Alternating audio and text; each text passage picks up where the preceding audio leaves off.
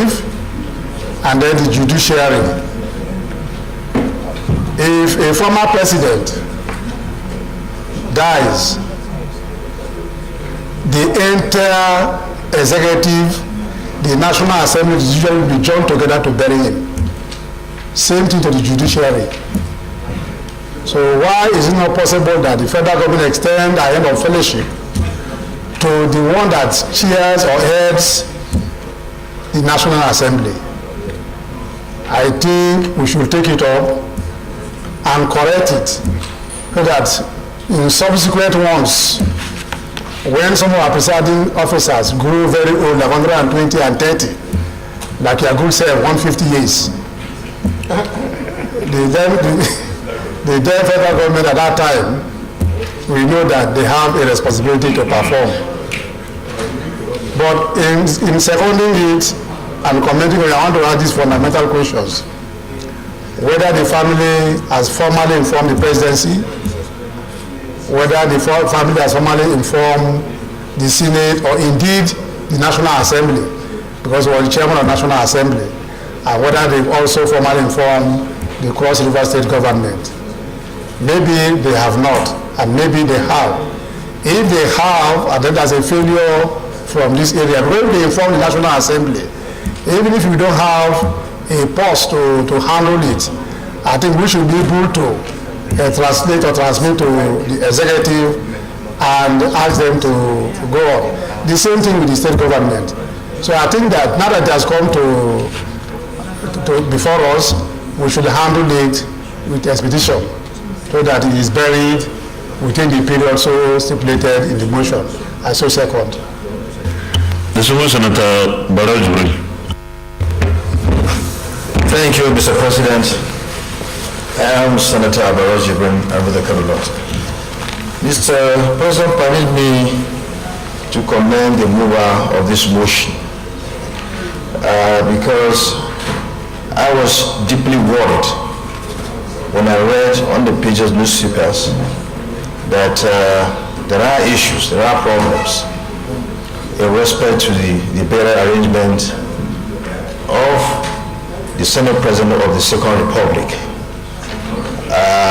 It was very, very embarrassing for someone who sacrificed so much in running the legislature of this country at a time that we wanted to put in place a democracy, a stable democracy in this country.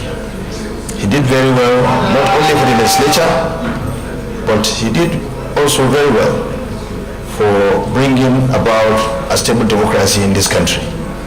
And it was very disturbing to find out that even the money to convey his corpse from the United Kingdom to Nigeria wasn't available. It was available, sorry. It's really disturbing, and this has brought to the fore the need to provide something, maybe if you like, sort of provision for our presiding officers when they leave office, because this is what is bringing about corruption. If someone realizes that when he's out of office and he's in problem, nobody comes to his help, of course he will find a way of getting something for himself. This is really what is occurring to corruption in this country. I remember the Senate President knows about the case where a former presiding officer in the National Assembly, I don't want to call his name, had a problem, medical problem, but the money to even to take him to hospital was lacking, wasn't there. The Senate President had to take from his pocket to assist in taking that presiding officer to the hospital. And the illness became so serious that a businessman in this country was the one who conveyed him, who took him to the United Kingdom for treatment. He's now back hale and hearty. Even for the intervention of that businessman, the man would have been dead by now. So I think we need to find a way of helping. If we cannot help all of us, but the presiding officers, they are symbols of this institution. We can't allow them to fall into a problem when they leave office. If you do that, there will be a corruption. They will find a way to help themselves. So I think we should not waste time in making sure that we provide whatever is necessary to ensure a befitting burial for former Senate President Joseph Wires. I so submit. Deputy Chief Whip.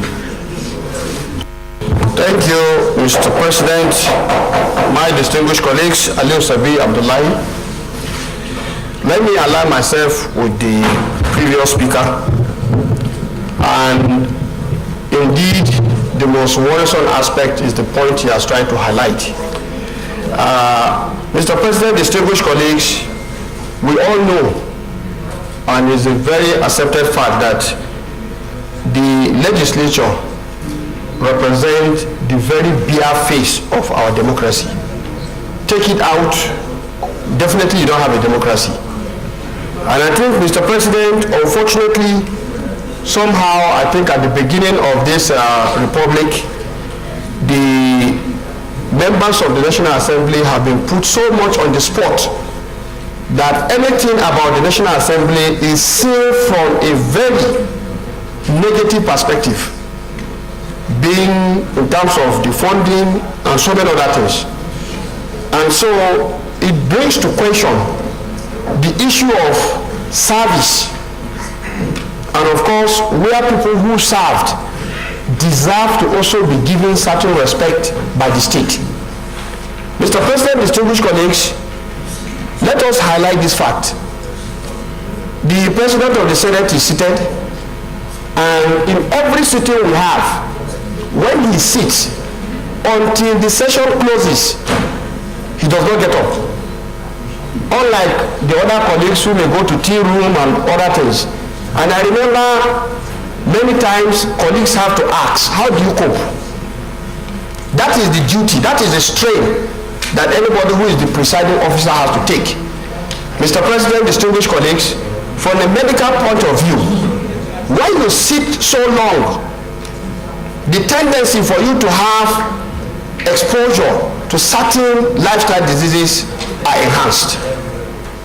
It may not show at that time, and then it will show later.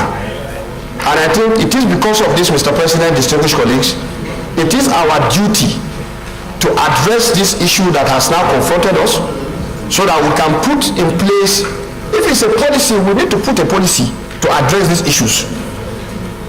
After all, whether we do the right thing or we don't do the right thing, we'll always be, criticized by the public. But I believe anybody listening to this, like the last speaker said, is clearly an indication of the fact that do we have to allow people to help themselves or to serve diligently and efficiently, knowing fully well that when the time comes for them to be so respected in death, they will be so respected.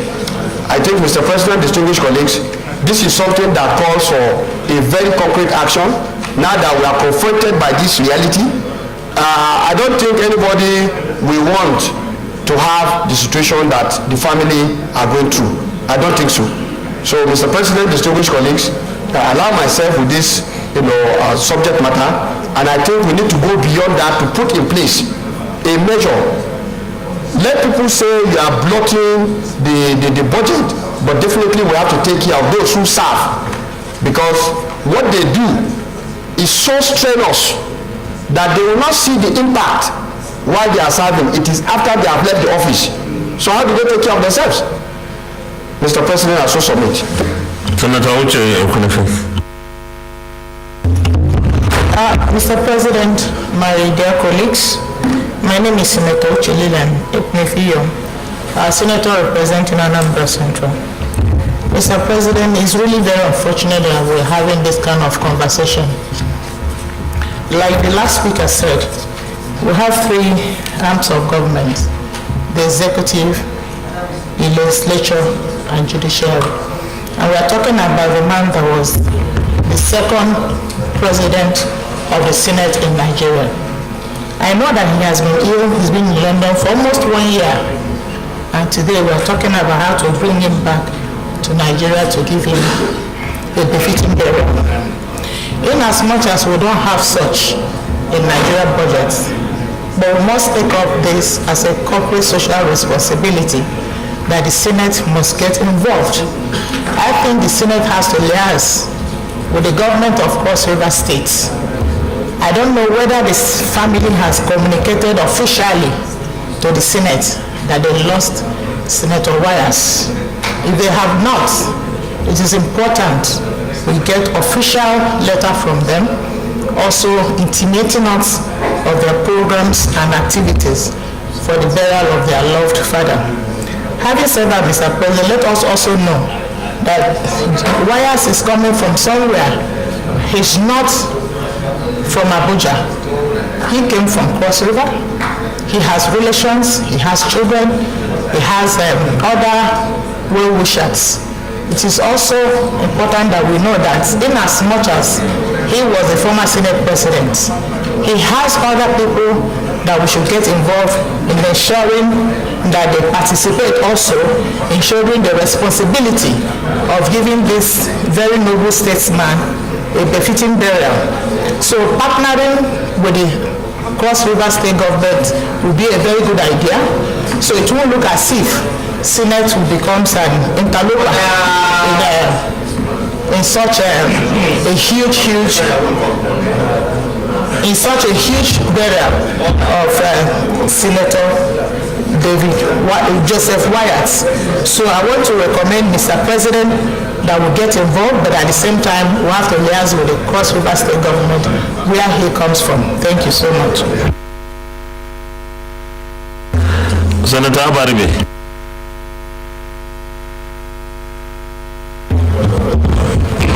Thank you, Mr. President. My name is Enyin Abaribe, Abia South. I align myself with everything that's been said by the previous speakers, and I just want to make one comment. And that comment is that I find it almost very embarrassing that the Senate of the Federal Republic is having this type of debate. I do not think that we ought to do so. My suggestion, Mr. President, is that this matter be brought to a quick close, and you take the views of all our people that have been said this morning, and then something gets done about it. I think we ought to end this debate. Thank you, Mr. President. Distinguished colleagues, let's go to the prayers. But before then, let me also make some comments here. This is embarrassing to the National Assembly as well as the federal government of Nigeria, because the late former Senate President Joseph Wires served as Senate President of the Second Republic, and he served with distinction.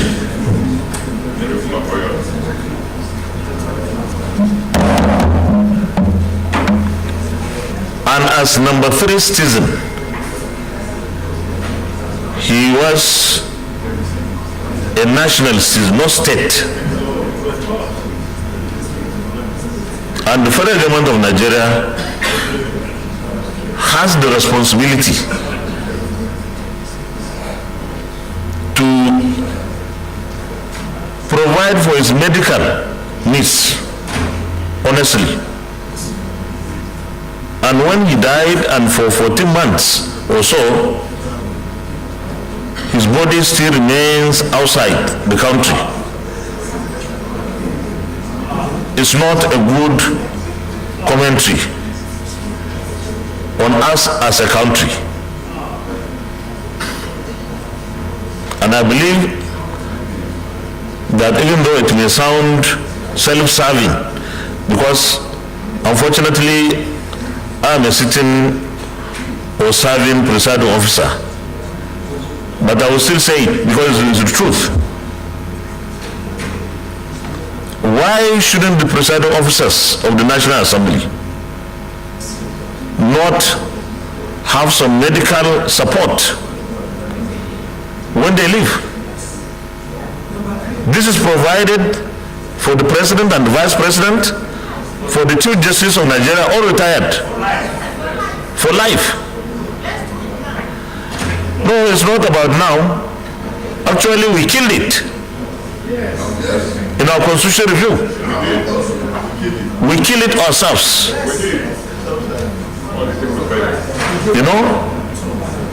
How I wish I were not a presiding officer. Maybe I will make more noise about this, because it doesn't make sense that only this legislative arm of government, the one that is a symbol of democracy, should not have any support.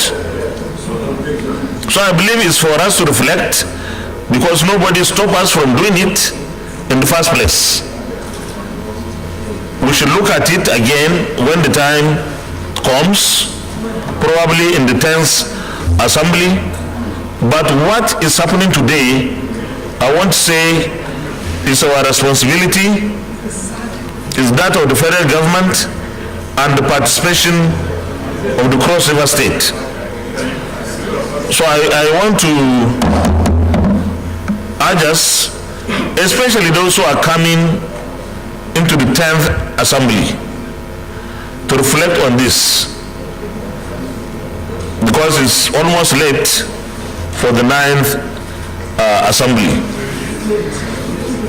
So with this, we go to the prayers, and there are only two prayers. Call on the federal government to, as a matter of urgency, take up the burial plans of Senator Joseph Wise and see to his burial before the end of April 2023. Why end of April?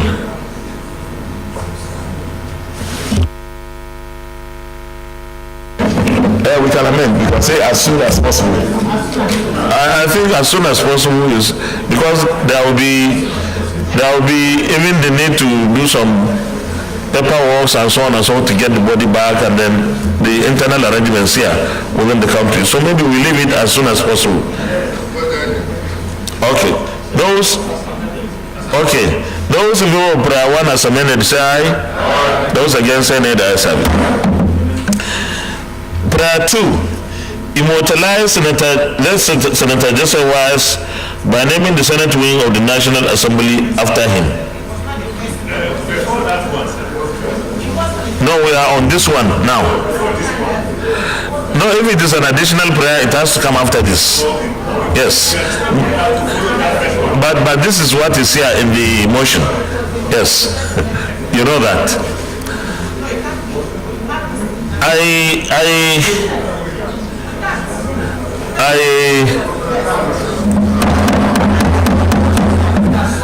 Order, please.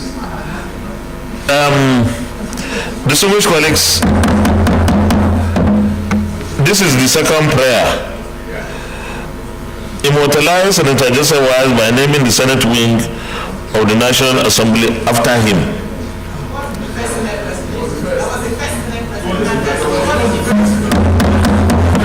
Just listen. The Senator Geshan Basi, you still stand by your prayer.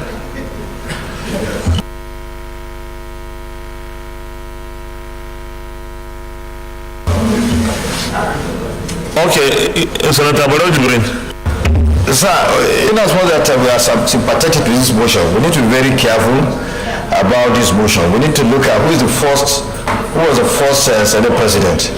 And then we have to look at, we need to really think more deeply about this, so that we don't make mistake. Okay, I don't want to, just hold on.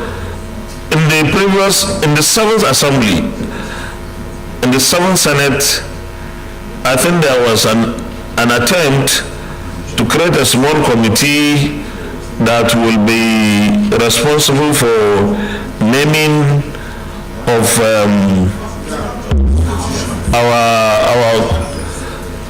the National Assembly building, or so whatever it is, our committee rooms, our chambers, and so on and so forth, after let members or after members of the National Assembly who distinguish themselves.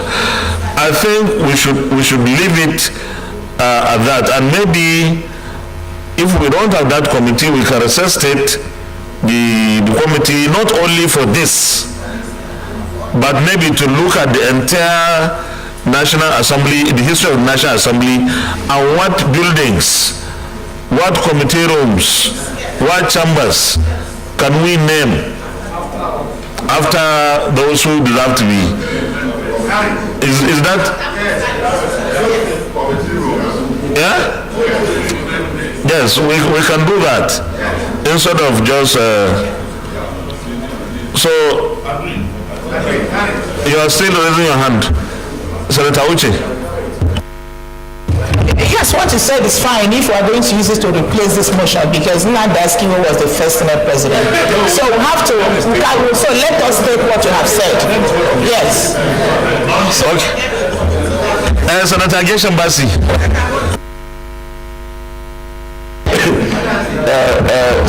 Sit down. We just had this discussion. Your Excellency, I agree with what you have said. I think it's good to refer to committee. But just for the record, in 1984 was the first time we practiced the American-style presidential system. And the first Senate president was Joseph Wyers. So, the Soviet Senator Geshen Basi, you cannot eat your cake and have it. You see, the distinguished colleagues, Chief Whip, please, Senator Uche, you can just give me your ears, please. No, it's all right. It's all right. The thing is, he has accepted the suggestion. I don't know whether we are going to amend this thing, but before then, let me say that why do we want to restrict ourselves to National Assembly only? If a Senate president does not deserve the name, have his name somewhere, or a name, or national monuments. No, but why are we restricting it? Yes, federal government to immortalize him. That's what it should be. Yes, Senator, the senior Senator Obin Ogba. thank you, Mr. President. Obin Ogba, Representative Boy. I'm supporting what Mr. President said, that we can amend that prayer to read that the federal government should authorize his name. That's why I said. Yeah, I think so. The one we are talking about, committee room and others, this one is an internal matter. Even if you don't say it, somebody will do it. So I need a seconder. Senator Leko, Mustafa Leko. Mr. President, sir, apart from seconding the motion, I also want to suggest that there are so many national monuments that can be named after our Senate presidents. It's really unfortunate that we are making ourselves very little. This is a position that even people who have been governors for 8 years are dying to come to. Now we find it very difficult to recommend that our presiding officers should be given something very befitting. In this particular instance, Mr. President, I think the University of Calabar is very handy. It can be named after Joseph Wyers. There's nothing wrong with it. No. You are seconding the federal government to immortalize him. So we stop there. I second the motion that the Senate should immortalize Dr. Joseph Wyers. Thank you. So, which colleagues, prayer 2 is urge the federal government to immortalize the late Senate President, distinguished Senator Joseph Wyers. Those in favor of this prayer say aye. Those against say nay. The ayes have it. You didn't ask for a minute silence. Oh, we did that before. We did it before. Okay. So that is it for for this. But let me also inform the Senate. Let me also inform the Senate formally of the death of the wife of the Chief Whip, our friend, our brother, our colleague, distinguished Senator Oji Uzokalu. She died, I think, yesterday, and as one of our family, we should observe a minute silence, and of course, on behalf of the Senate, I've already condoled with the Chief Whip and the rest of the family, and we have written a letter to that effect on behalf of all of us. So we observe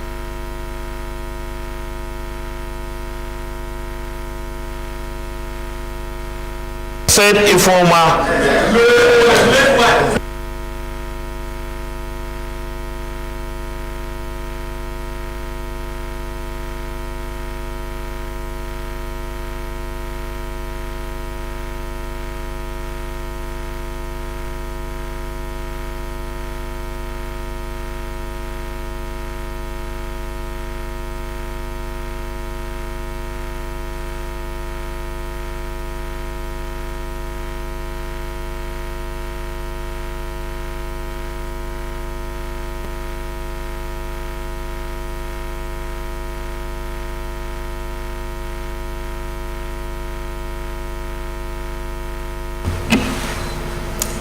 may the gentle soul of late informer Oji Uzokalu,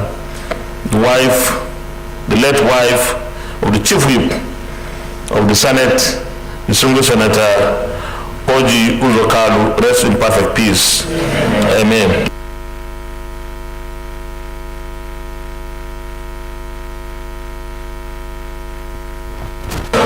Leader of the Senate.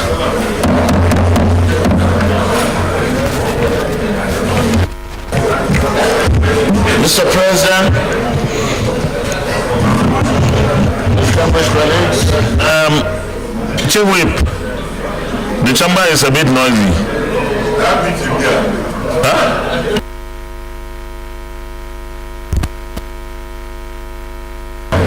Distinguished colleagues. Okay, leader, go on. Continue, leader.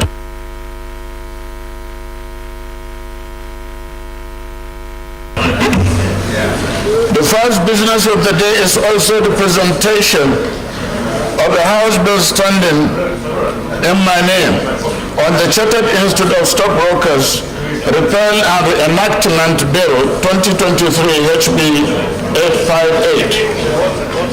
Mr. President, you may wish to invite the Clerk of the Senate to read the short title of the bill. Clerk of the Senate. Mr. President, distinguished senators, Chartered Institute of Stockbrokers Repeal and Reenactment Bill 2023, HB 858, first reading. Chartered Institute of Stockbrokers Repeal and Reenactment Bill 2023, HB 858, first reading taken. Leader of the Senate. President, distinguished colleagues, the second business of the day is the presentation of a House Bill standing my name on the Evidence Act, Amendment Bill 2023, HB 2019. Mr. President, you may wish to invite the Clerk of the Senate to read the short title of the bill. Clerk of the Senate. Mr. President, distinguished senators, Evidence Act Amendment Bill 2023, HB 2019, first reading. Evidence Act Amendment Bill 2023, HB 2019, first reading taken. Leader of the Senate. President, distinguished colleagues, the third business of the day is the presentation of the House Bill standing in my name on the Federal College of Education and IDU, Establishment Bill 2023, HB 2085. Mr. President, you may wish to invite the Clerk of the Senate to read the short title of the bill. Distinguished colleagues, the chamber is noisy. We can discuss in low tone, please.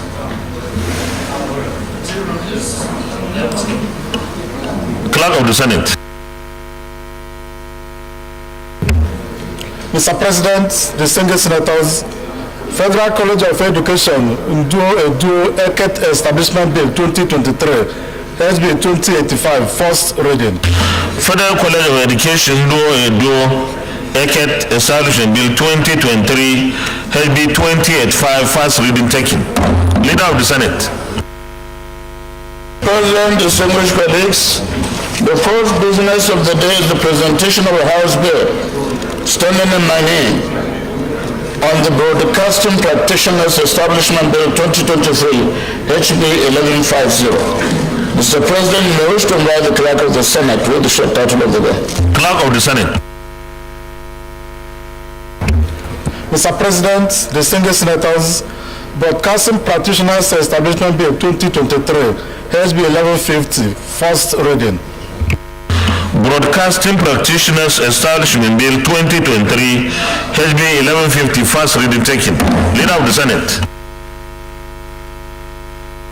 President, distinguished colleagues, the first business of the day is the presentation of the bill standing in the name of Senator Adetunde Olubimi Ayodeje on the Revenue Mobilization, Allocation and Fiscal Commission Act, Amendment Bill 2023, SB 1111. Mr. President, I wish to invite the Clerk of the Senate to read the short title of the bill. Clerk of the Senate. Mr. President, distinguished senators, Revenue Mobilization, Allocation and Fiscal Commission Act Amendment Bill 2023, SB 1111, first reading. Revenue Mobilization, Allocation and Fiscal Commission Amendment Bill 2023, SB 1111, first reading taken. Leader of the Senate. Mr. President, distinguished colleagues, the first order of the day is a motion standing in my name on the recommittal of the following bills to the Committee of the Whole. Dietitians Council of Nigeria Establishment Bill 2023, Chartered Institute of Loan and Risk Management of Nigeria Bill 2023, and the Chartered Institute of Foresters of Nigeria Bill 2022. Mr. President, with your permission, I wish to move the motion. You may proceed.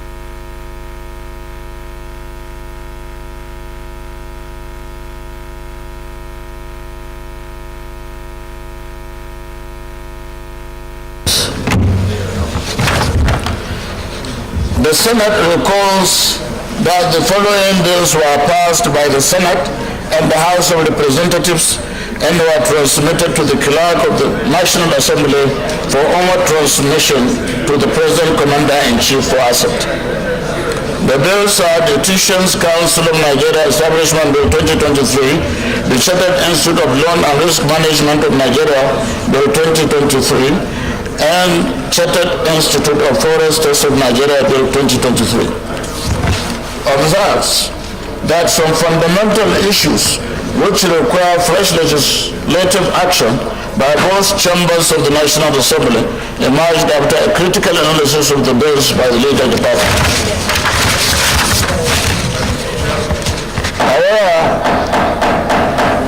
Aware that a technical committee of the Senate and House of Representatives and the Directorate of Legal Services met and worked on the bills, relying on Order 1 subsection B and the Order 52 subsection 6 of Senate Standing Order 2022 as amended, accordingly resolves to resign its decision on the bills as passed and recommit same to the Committee of the Whole for the consideration and passage. Minority Leader. Thank you, Mr. President, and my distinguished colleagues. I rise to second the motion that these three bills be referred to the Committee of the Whole for consideration and passage. I so second. Any comments? Leader, we can go to the Committee of the Whole. President, distinguished colleagues, I move that the Senate resolve into the Committee of the Whole for the Senate to consider the bills. Minority Leader. Thank you, Mr. President. my distinguished colleagues. I so second. Distinguished colleagues, those in favor of the motion that the Senate resolves into committee of the whole to consider the reports, say aye. Those against, say nay. The ayes have it.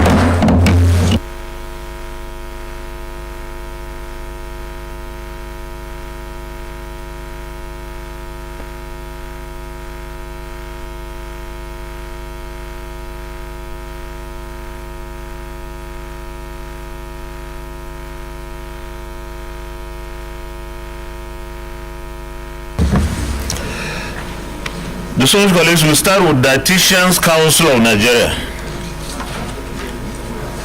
Those who are at clause 1, clause 2, clause 3, clause 4, clause 5, clause 6, clause 7, clause 8, clause 9, clause 10, stand part of the bill, say aye. Those against, say nay. The ayes have it. Clause 11 is on page 9. Publication of register and list of corrections. Those who are at clause 1, clause 11, clause 12, clause 13, clause 14, clause 15, clause 16, clause 17, clause 18, clause 19, clause 20, stand part of the bill, say aye. Those against, say nay. The ayes have it. Clause 21 is on page 17. Penalties for unprofessional conduct. Those who are at clause 21, 22, 23, 24, 25, 26, 27, 28, 29, 30. Stand part of the bill, say aye. Those against, say nay. The ayes have it. What happened, DSP? You didn't have? You and the leader?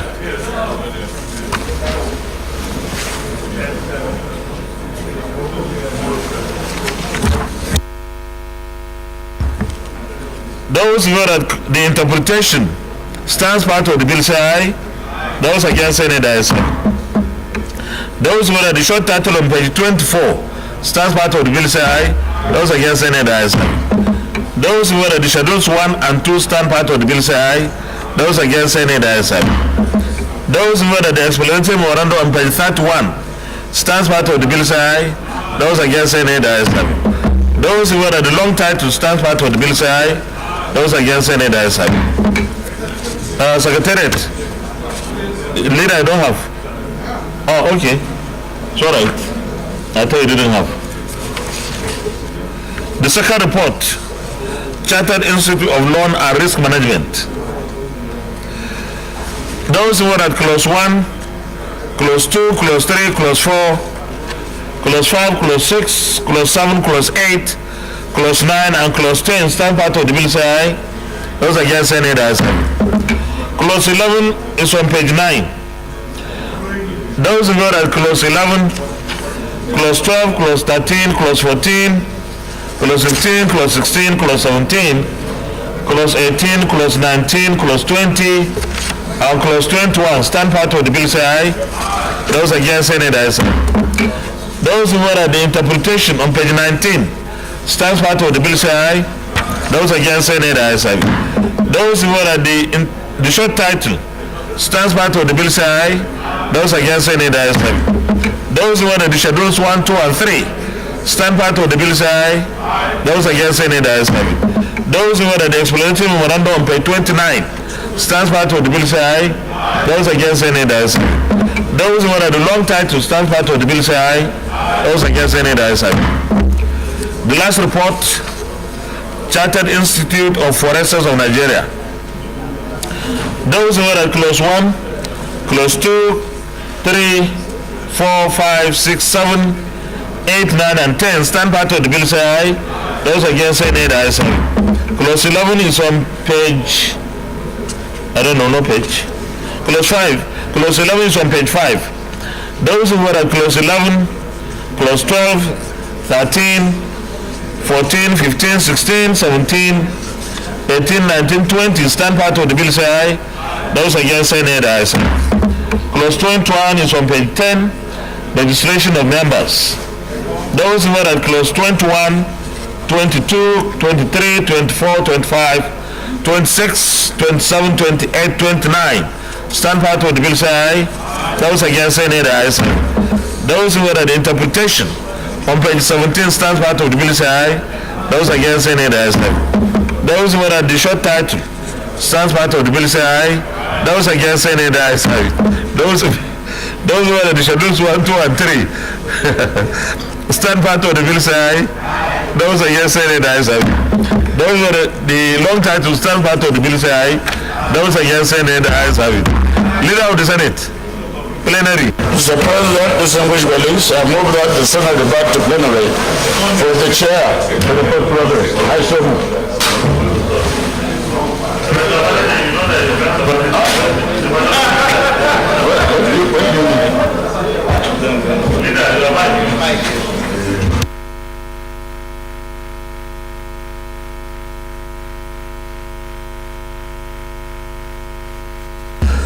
Distinguished colleagues, those in favor of the motion that the Senate reverse plenary for the chair to report progress, say aye. Those against any the ayes have it.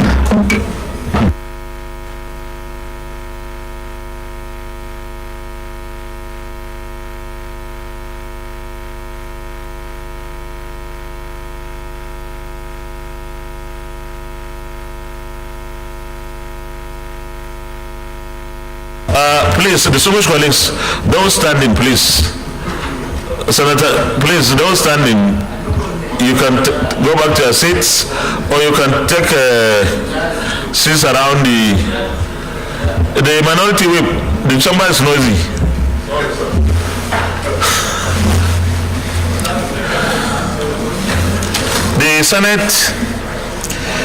The Senate in the Committee of the Whole considered the Dietitians Council of Nigeria Establishment Bill 2023 and approved as follows. Long title as recommended, clause 1 to 30 as recommended, interpretation as recommended, short title as recommended, schedules 1 and 2 as recommended, explanatory memorandum as recommended. Is this a true reflection of what transpired in the Committee of the Whole? Thank you. The Senate in the Committee of the Whole also considered the Chartered Institute of Loan and Risk Management of Nigeria Bill 2023 and approved as follows. Long title as recommended, clause 1 to 21 as recommended, interpretation as recommended, short title as recommended, schedules as recommended, explanatory memorandum as recommended. Is this a true reflection of what transpired in the Committee of the Whole? The Senate also in the Committee of the Whole considered the Chartered Institute of Foresters of Nigeria Bill 2023 and approved as follows. Long title as recommended, clause 1 to 29 as recommended, interpretation as recommended, short title as recommended, schedules as recommended. Is this a true reflection of what transpired in the Committee of the Whole? Thank you very much. Clerk of the Senate, Leader of the Senate, third reading. Mr. President, distinguished colleagues, I move that the three bills be read the third time. I so move. The Minority Leader. Thank you, Mr. President. I so support. Distinguished colleagues, those in favor of the motion that these three bills be now read the third time, say aye. Those against any the ayes. Clerk of the Senate. Mr. President, distinguished senators, a bill for an act to establish the Dietitians Council of Nigeria to regulate the profession of dietitians and nutritionists and for related matters 2023, third reading. Mr. President, distinguished senators, a bill for an act to establish the Chartered Institute of Loan and Risk Management of Nigeria to provide for the control of its membership and promote the practice of risk management in Nigeria and for related matters 2023, third reading. Mr. President, distinguished senators, a bill for an act to establish the Nigerian Institute of Chartered Foresters and for related matters 2023, third reading. Distinguished colleagues, a bill for an act to establish the Dietitian Council of Nigeria to regulate the profession of dietitians and nutritionists and for related matters 2023 third reading taken, and this bill is passed. A bill for an act to establish the Chartered Institute of Loan and Risk Management of Nigeria to provide for the control of its membership and promote the practice of risk management in Nigeria and for related matters 2023 third reading taken, and this bill is also passed. a bill for an act to establish the Nigerian Institute of Chartered Foresters and for related matters 2023, third reading taken, and this bill is also passed. Leader of the Senate. President, distinguished colleagues,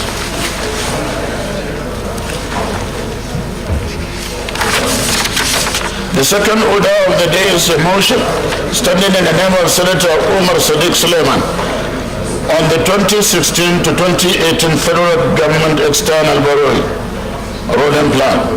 Mr. President, you may wish to invite Senator Umar Sadiq Suleiman to move the motion. Senator Sadiq Suleiman Umar. Thank you, Mr. President, my distinguished colleague. I am Sadiq Suleiman Umar. I represent Kwara North. Mr. President, I rise to move that the rescission of the 2016-2018 federal government external borrowing rolling plan. I so move, sir.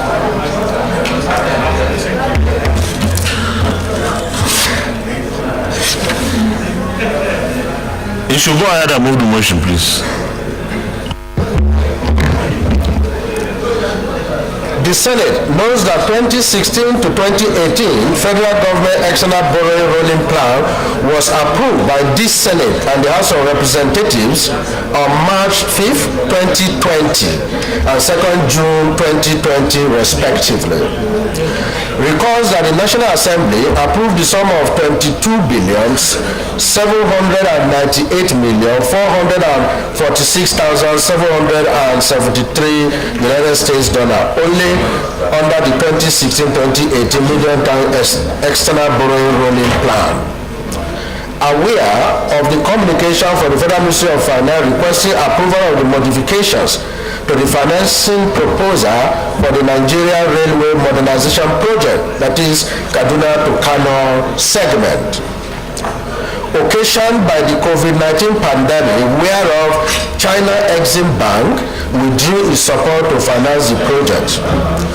And also aware that to secure funds for the project, the contractor CCECC Nigeria Limited, in collaboration with the Federal Ministry of Transportation, engaged China Development Bank (CDB) as the new financier in the sum of 973,474,971.38 United States dollar only. Accordingly, resolved to rescind its decision on the financier and harmonize terms and approve the change of the financier from China Exim Bank to China Development Bank. 2. Approve relevant conditions provided in the harmonized term sheet listed below. Segment Kaduna to Zaria to Kano. Financier is now China Development Bank. Type of loan is still commercial. Maturity 15 years. Currency euro. Interest rate 2.7% plus 6 months over. Commitment fee 0.4%. Upfront fee 0.5%. I so move, Mr. President. Distinguished Senator Clifford Odia.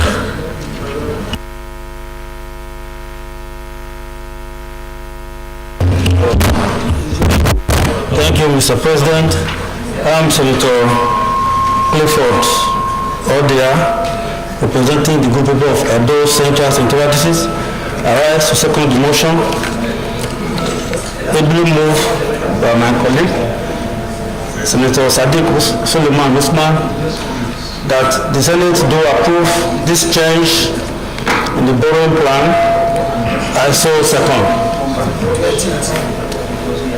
Sorry? Senator Uchela, you are...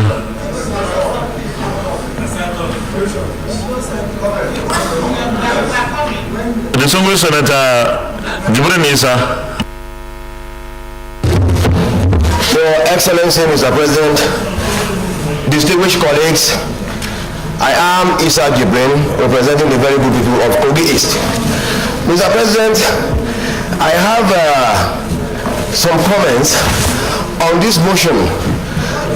First, I want to believe that the way and manner this motion is couched is so sketchy for any informed decision to be taken.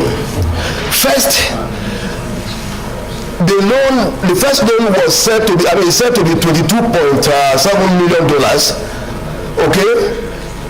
And the second one is $973.4 thousand.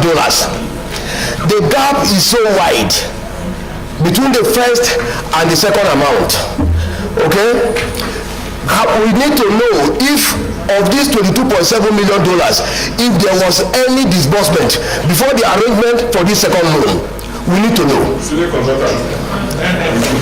We need to know. Because as it stands today, if the $973.4 thousand is not enough to fund this project, we will run into a problem of abandoned projects. And that is why we have so many abandoned projects all over the place. Mr. President, can I continue, please? Please, can I continue? I'm on the floor.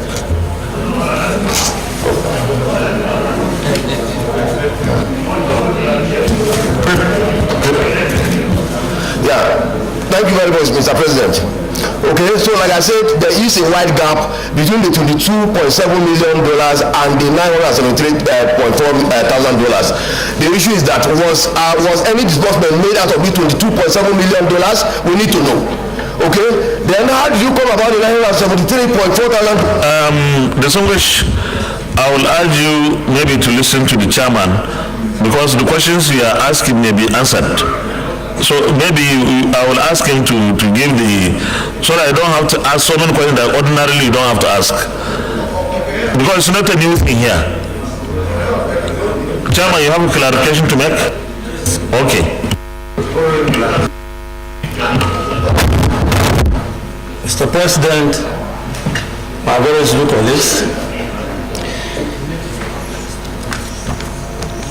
this submission of $22.7 billion was in respect of so many, about 4 or 5 projects under the 2016 to 2018 external borrowing plan. Incidentally, some of the other projects were approved. Apart from this particular project that has to do with the railway, the Kano segment. So because the financial declined to finance this project, so they have to look for additional, look for somebody, a contractor, to finance this particular segment of the rolling plan. So this is exactly how it came about. Thank you. Okay, did you hear him? Yes, I have. I have something else to say. Okay, you can round up then. Mr. President, going forward, okay, I'm satisfied with the explanation that has given me, but going forward, we need to be very careful about the cost structures of these loans, okay? This particular one, the $973.4 thousand that I'm talking about, which already has been agreed that you've agreed that we're going to take it. You know the loan has been approved already. You are not approving loan here. Only the change in financial. So there is nothing new. Yeah, exactly. Yeah, yes, Senator Joe Thompson Sekibo.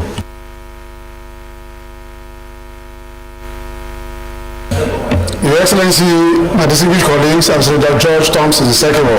Justice of the peace.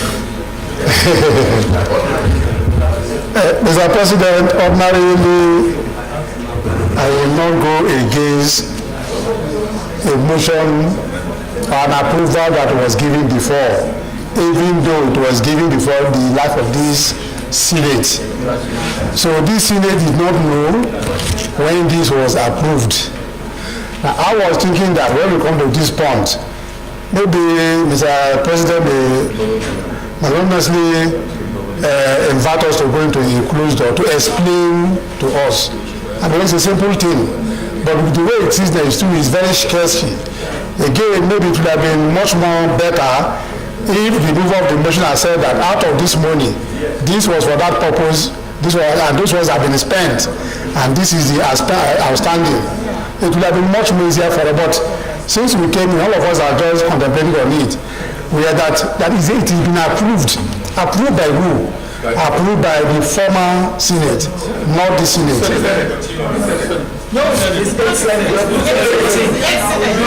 2016 to 2018, 2018 to 2016. Yes. So the only problem I have is that further explanation to be given to us. Otherwise, if we think that it's been approved, we should pass it. Be it so. But I think that since it was approved by the last Senate, we will have been given the explanation. But, you see, this issue started in 2018, but we approved it in 2020. So we are not talking about approval of the law now. It's the financier that backed out, and there's another financier.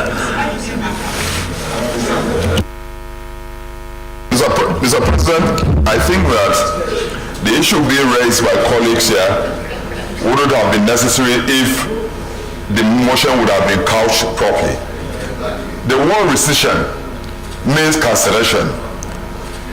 What is in the body of this motion is not cancellation, it's amendment. What has been approved has been amended to accommodate what was excluded by Exim Bank. So if you say there is a cancellation of the entire rolling plan, then it means that what we approved is stand cancelled. So you can't go further to say that you amend it. So it would have been couched amendment of the rolling plan 16 to 2018, but no rescission. When you say rescission, you've cancelled what we have approved. So if you cancel it, we have to reapprove it again. Now you are amending it so that you can include what was excluded by Exim Bank and now accepted by Development Bank. So I think the couching of the motion is what is raising these questions that people are raising. Otherwise, with the explanation that the chairman who is used to borrowing has given should have suffices. So I would suggest, Mr. President, the English Dr. Susan, what did you say?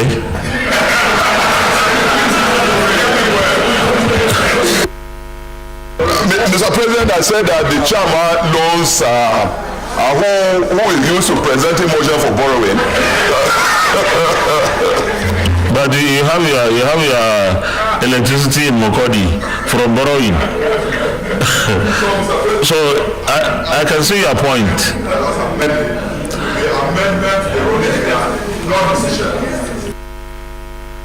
Mohamed Adamalero. Thank you, Mr. President. Mohamed Adamalero is my name. I represent Cherry Center. Mr. President, this request is a very straightforward request. It is not controversial. What we have here is 22,798,460,773 United States dollars. A cumulative loan that we approved here in this Senate. Unfortunately, the China Exim Bank declined to give money for Kaduna, Zaria, Kano. And the Ministry of Transportation, in conjunction with the Ministry of Finance, decided to look for another financier. And this financier is now China Exim Bank. Sorry, China Development Bank. So all we need to do is to deduct this particular amount meant for Kaduna, Kano area from the cumulative amount. We already approved the borrowing plan, and all we want is to change the name of the financier. So it doesn't require any controversy. This is a very simple and straightforward thing. So, okay. Thank you very much, Senator Lero. Before I call on others, you say the point The point is, we are not approving the loan. That has been approved already. And when we approve it, the financier for this particular project, Senator Swam, the financier for this particular project, that is the project Kaduna Kano segment of the project had China Exim Bank. That was our approval. So the decision is on this particular financier, that the new financier is China Development Bank. That's all. There is nothing new here.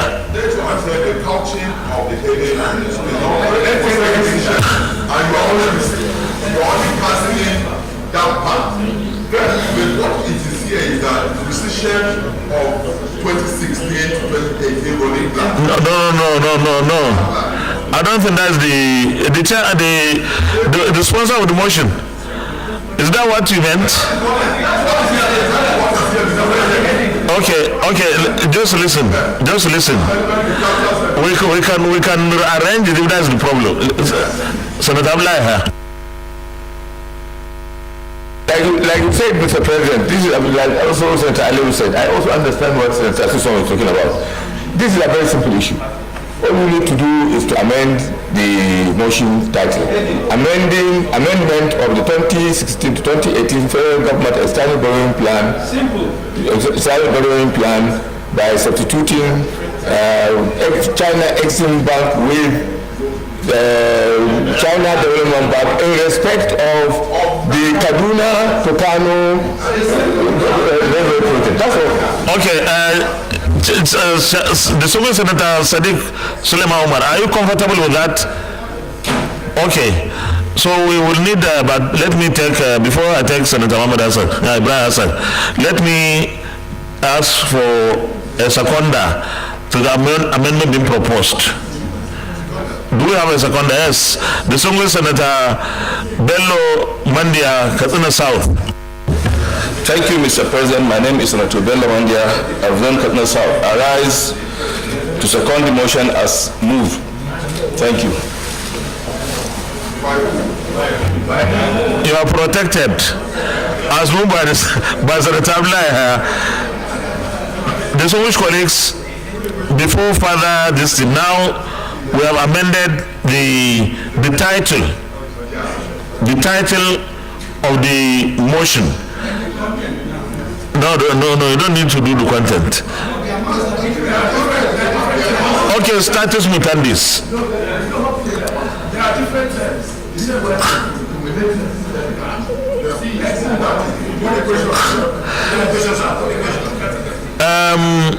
Suswam, you go to learn in your place. You have your power. Well, please allow the road in Kaduna Kano now. Okay, I will put the question now with the amendment, but it's not the prayer. It's not the prayer. So it's not a prayer. So we can do without. Let it be the chairman. Business arose.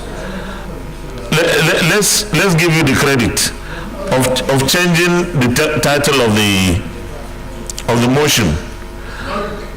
Then when we come to the prayer,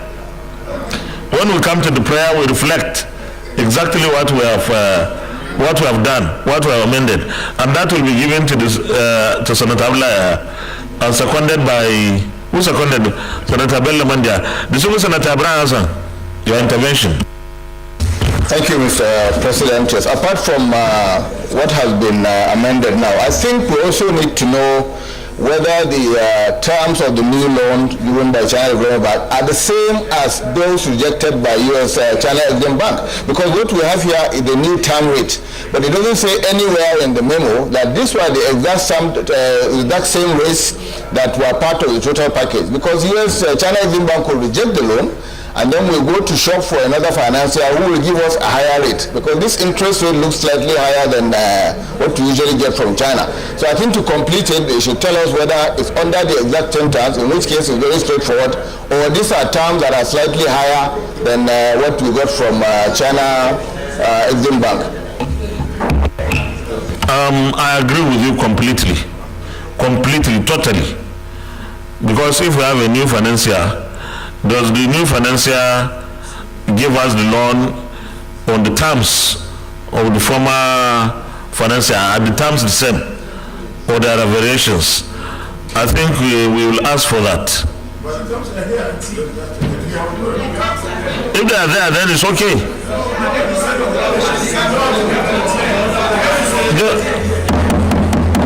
Please, one person at a time. There's no way I can hear from different the previous conditions for the China Exim Bank. Is it?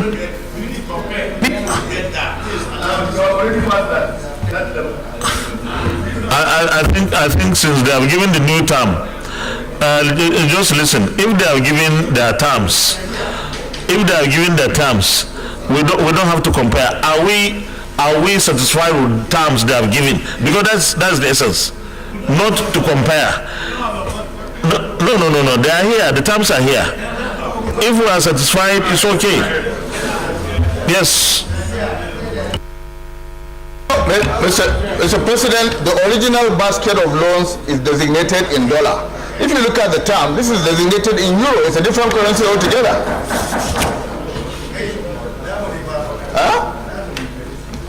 No, we're talking of a total basket of $22 billion. And then, if you look at the terms here, the currency is euro. It's completely different currency.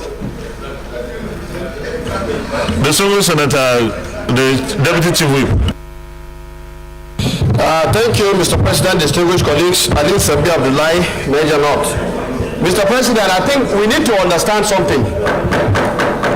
If we look at the second paragraph of the motion, it's giving us a figure in billion.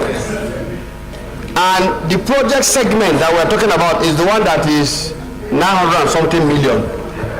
Let's not, it's like as if the previous speaker was alluding to a situation where this was the amount before and now this is the new amount. No, the total figure is the 22 billion.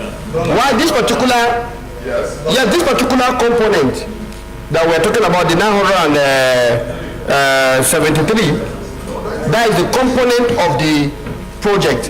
So, and I think what is important is that we know what the total sum is and the terms and conditions are as stated. And so, for me, Mr. President, distinguished colleagues, what we are rescinding is the approval we've given before. I'm coming. The approval we have given before, where we indicated this is the financial, and we are now saying we want to now the same amount of money. No, distinguished. Let me guide this debate once again. We are not approving anything new except the financier. And Senator Ibrahim Hassan had raised an issue. What are the terms? The terms are here. Are we satisfied with these terms? If we are, we approve. If we don't, then we don't approve it. Because it's not approving the loan, the terms.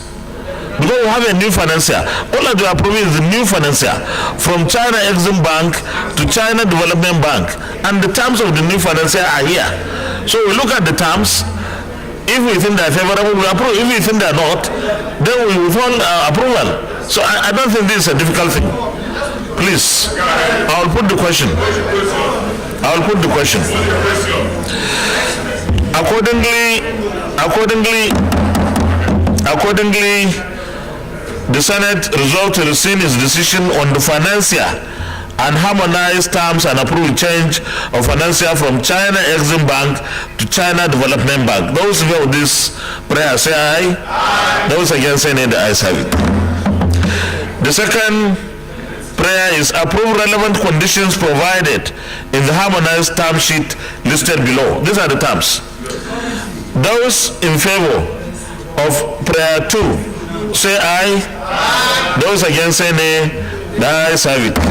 Thank you very much, and congratulations to Kaduna and Kano. and Nigeria. Leader of the Senate.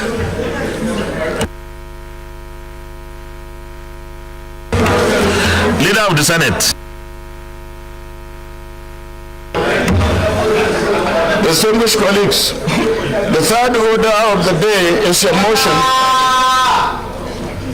It's a motion standing in the name of distinguished Senator Ovi Omo Agege, the DSP, and the 49 others on the passage of the Constitution, Fifth Alteration Bill, number 47, Establishment of the State Security Council 2023. Mr. President, I wish to invite Senator Ovi Omo Agege to move the motion. The DSP.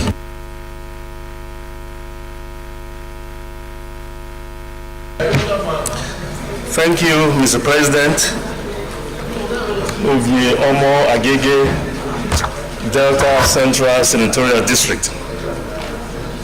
Mr. President, I rise as the chairman of the Constitutional Review Committee and on behalf of 29 other members of the committee who are co-sponsors whose names appear on the motion paper to move for the passage of the Constitution Fifth Alteration Bill number 47, Establishment of State Security Council 2023. Mr. President, recall that on Tuesday, the 24th day of January 2023, the clerk to the National Assembly was directed to transmit 35 constitutional alteration bills that have met the requirement of Section 9, Subsection 2 of the Constitution to Mr. President for his assent. Also recall, Mr. President, that the Houses of Assembly of Gombe, Jigawa, Kebbi, Kwara, Oyo, Plateau, Sokoto, Taraba, and Zamfara states, who were yet to forward their resolutions at that time, were urged to do so in compliance with constitutional requirements.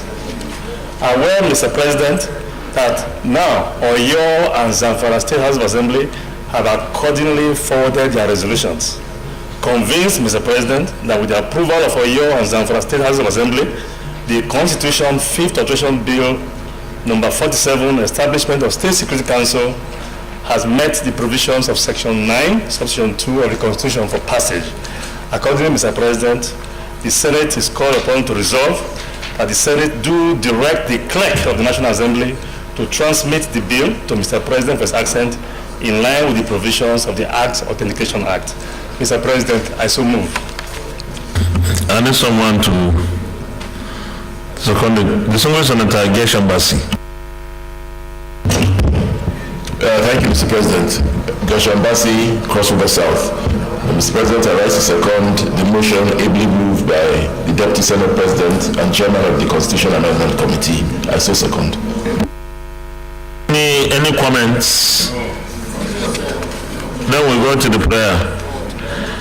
Accordingly, resolve to direct the clerk to the National Assembly to transmit the bill to Mr. President for his assent in line with the provisions of the Acts Authentication Act. Those in favor of this only prayer say aye. Those against any, the ayes have it. But I want to join the DSP to also urge Mr. President for his assent, and we are still working on the 19 bills that have not been assented to see how much of them we can find common grounds without compromising on the essence of those bills for Mr. President to assent some of them or all of them where possible. Thank you very much, DSP. Leader of the Senate. Mr. President, distinguished colleagues, the first order of the day is the presentation and consideration of the Conference Committee report on the control of the preparation of arms and the Light Weapons Commission Establishment Bill 2023. Distinguished senators will recall that the Senate and the House passed different versions of the Control of Preparation of Arms and Light Weapons Commission Establishment Bill 2023. The Conference Committee of both houses have met and harmonized the differences in accordance with the Senate Standing Order 87. Mr. President, you may wish to invite the distinguished Senator Utazi Chukwuka to move the motion for the Senate to consider the conference reports.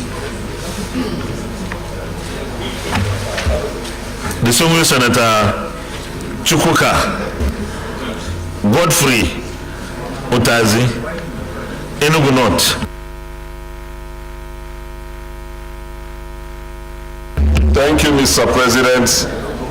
I am Senator Chukwuka Utazi, and I represent the good people of Enugu North Central District of Enugu State, and I rise to rule that the Senate do receive and consider the Conference Committee report on the control of the proliferation of arms and light weapons commission Establishment Bill 2023. I so move. I need a seconder. It's a report to Senator Mohamed Adamaliru. Thank you, Mr. President. Mohamed Adamaliru is my name. I represent Kebbi Central. Mr. President, I rise to second the motion ably moved by Senator Chuka Utazi, Senator representing Enugu West. Enugu North. Thank you very much, Your Excellency. Distinguished colleagues, those in favor of the motion that the Senate do receive and consider the Conference Committee report on the control of the proliferation of arms and light weapons commission, say aye. Those against, say nay. The ayes have it. Minority Whip, you may lead the report, please.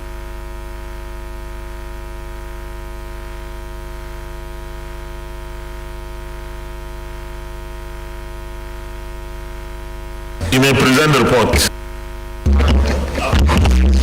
Thank you. It's only one-page report.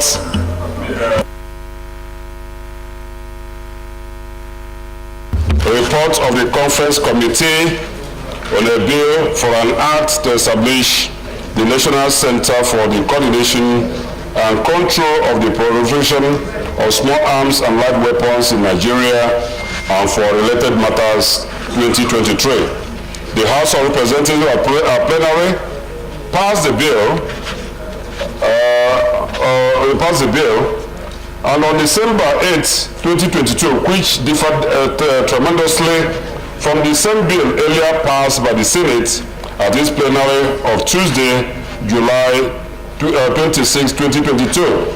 Consequently, a conference committee was constituted by both the Senate and the House of Representatives on Thursday, 18 January 2023 and Wednesday, 2021, December 2022, respectively, to harmonize the differences. The constitution of the conference committee was in line with Order 86 of the Senate Standing Orders 2022 as amended and Order 11 of the House of Representatives Standing Order 2020 respectively. The Conference Committee action. The Conference Committee considered both versions of the bills, made critical observations on the differences and resolved the areas of conflict. It recommends its resolutions for adoption by the distinguished honorable chambers as follows.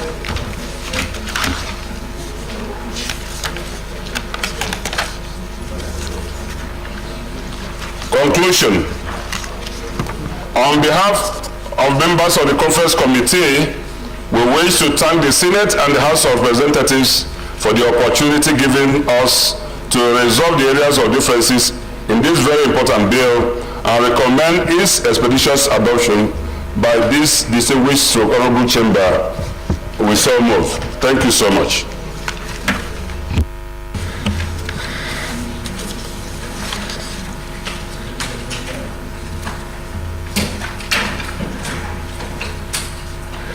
Any comments?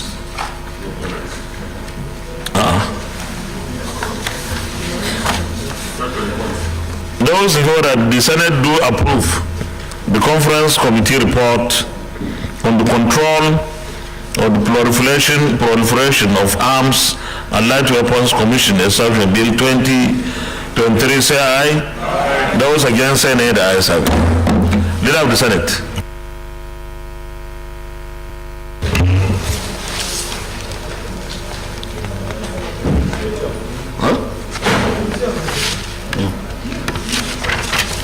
Mr. President, no, it's a conference committee. No, it's a conference committee. Conference? No, not concurrence. Concurrence you go to the committee of the whole.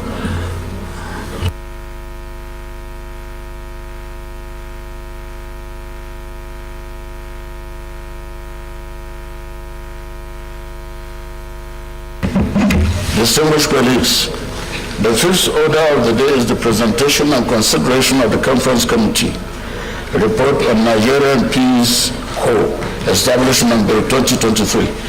Distinguished senators will recall that the Senate and the House passed different versions of the Nigerian Peace Corps Establishment Bill 2023.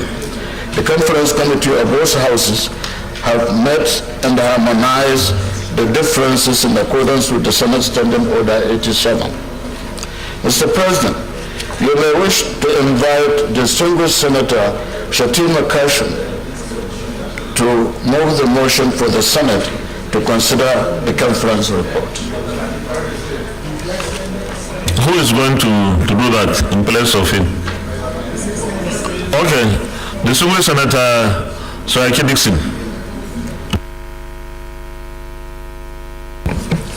Thank you, Mr. President, and my distinguished colleagues. I am Henry Sirake Dixon, Senator representing Bayelsa West Senatorial District of Bayelsa State. And Mr. President and my colleagues, I rise to move that this Senate do receive and consider the Conference Committee report on the Nigeria Peace Corps Establishment Bill 2023. I so move. Amina Zakonda. Distinguished Senator Adi Gyang. Thank you, Mr. President.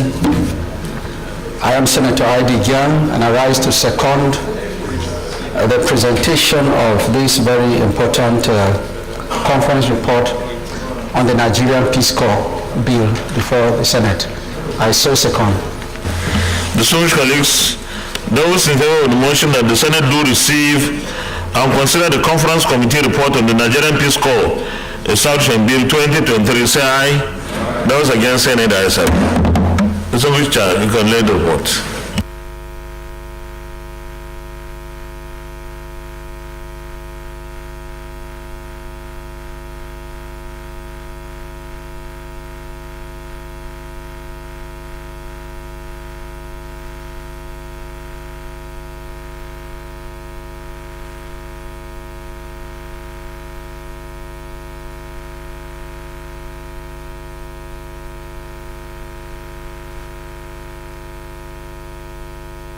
Present the report. Thank you, Mr. President and colleagues. This is a very brief report of the Conference Committee of both chambers of the National Assembly concerning a very minor discrepancy, and it had to do with the name and title of the bill. That's the only thing. Whereas the Senate passed this bill with the name National Unity and Peace Corps of Nigeria, the House version had Nigeria Peace Corps as contained in the original bill. Mr. President, the both chambers, as represented by the committees duly constituted in accordance with the standing orders, met and considered this singular discrepancy and adopted the House version. And the committee recommended that the House version, which retained the word Peace Corps of Nigeria as a title be retained, and we so move, the committee moves. I would like, on behalf of the chairman of the committee and members, thank Mr. President for impaneling us in the conference committee to do justice to this. I move, therefore, that this conference report be so adopted. I move. Any comments? Those in favor that the Senate do approve the conference committee report on the Nigerian Peace Corps Establishment Bill 2023, say aye. Those against, say nay. The ayes have it. Leader of the Senate. Mr. President, distinguished colleagues, the sixth order of the day is the presentation and consideration of the report of the Committee on Power on the ongoing bid to concession the 700 megawatts Zingero hydroelectric power plant in Niger State. Mr. President, you may wish to invite Senator Seswan Gabriel, Chairman of the committee, to move the motion for the Senate to receive and consider the report. Distinguished Senator Gabriel Toa Suswam, Benue Northeast. Mr. President, I'm Dr. Gabriel Suswam, Benue Northeast. I rise to move that these hallowed chambers do receive and consider the report of the investigative hearing on the ongoing bid to concession the Zungeru hydroelectric power plant located in Niger State by the Committee on Power. Mr. President, I so move. I need a seconder. Yes, distinguished Senator Mohammed Sani Musa. Mohammed Sani Musa, representing Niger East Senatorial District. I stand to second the adoption of this report of the investigative hearing on the ongoing bid to concession the Zungeru hydroelectric power plants located in Niger State. I so second. Distinguished colleagues, those in favor of the motion that the Senate do receive and consider the report of the Committee on Power in respect of a motion on the ongoing bid to concession the 700 megawatts Zungeru hydroelectric power plant in Niger State. Those in favor say aye. Those against say nay. The ayes have it. Chairman, you may let the report, please.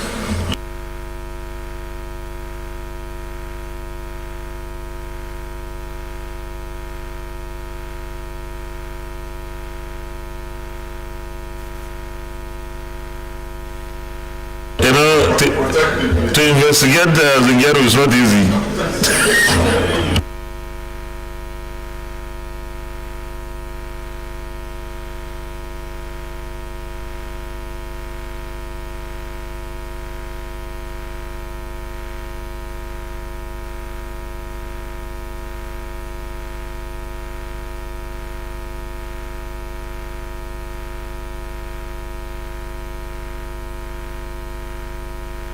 Chairman, you present the report.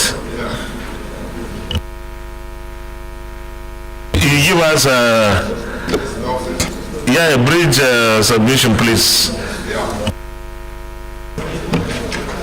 Mr. President, because of the bulky nature of the report, I will abridge my presentation. The Senate at the plenary sitting of Wednesday, 23rd November 2022, consider a motion entitled Ongoing Bid to Concession the 700 megawatts Zungeru hydroelectric power plant in Niger State, sponsored by the Chairman Senate Committee on Power, my good self, as co-sponsored by Senator Yahya Abdullahi Kebbi Nord, former leader. The motion followed the Bureau of Public Enterprise in conjunction with the Federal Minister of Power advertorial on Friday, 27 October 2022 for interested concessionaire to submit request for qualification towards the final selection of a concessionaire that will operate, maintain, and manage the 700 megawatts Zungeru hydroelectric located in Niger State. The Senate, being sensitive to concern expressed from different quarters regarding the proposed concession, and coupled with the desire to avert a repeat of Nigerian recent experience with the privatization of power assets, and after extensive debates on the motion, resolve amongst others to: 1. Mandate the Senate Committee on Power to investigate the circumstances and conditions under which 700 megawatts Zungeru hydroelectric power plant is being concessioned, particularly as it relates to the utilization of annual budgetary allocation made to the project, completion level of the project, the management of external loans from the Chinese Exim Bank, which are tied to the project, the fate of unsettled host communities where the project is sited, the adequacy otherwise of selection criteria for the concessionaire, and to generally establish whether the proposed concession of the Zungeru power plant is an exercise that would ensure that government get the desired value for funds expended on this project, and report back to the Senate within 2 weeks. The resolutions of the Senate were referred to the Senate Committee on Power via referral letter NAS 93 and 29 November 2022 to conduct investigative hearing and to report recommendations. Mr. President, I will go straight to the observation because you were present. You actually gave the opening remark on the day that the investigative public hearing was opened. So colleagues who have the report will just go straight to the observation so that we don't page 23. We'll go straight to page 23 to the observation. Mr. President, in view of the foregoing, the committee observed the following: that by virtue of section 62, section 88, section 98 of the 1999 Constitution of the Federal Republic of Nigeria, as well as section 4 and 7 of the Legislative Houses, Powers and Privileges Act, the National Assembly has the power to conduct investigative hearing into the ongoing bid to concession the Zungeru hydroelectric power plant located in Niger State. That concerted effort have been made by the Federal Minister of Power, the Bureau of Public Enterprises, the Infrastructure Concession Regulatory Commission, and other stakeholders to concession the Zungeru hydroelectric power plant to comply with the requirement of the ICRC Act. Nevertheless, all stakeholders are unanimous that there are outstanding issues to be resolved to ensure successful completion of the concession process. In the proposed concession of the Zungeru hydroelectric power plant, the BP is executing an operation and maintenance concession arrangement, O&M, under the regulatory oversight of the Infrastructure Concession Regulatory Commission, while the Federal Minister of Finance, Budget and National Planning is the representative of the federal government and custodian of the financing agreement. The Federal Minister of Power is the owner of the power plant on behalf of the federal government and donated the POA to the BPA, that is power of attorney. The Federal Minister of Power Resources is in charge of the hydrology of the asset. The Federal Minister of Environment is responsible for the environment impact of the project, and the Federal Minister of Justice actually gazetted the transaction.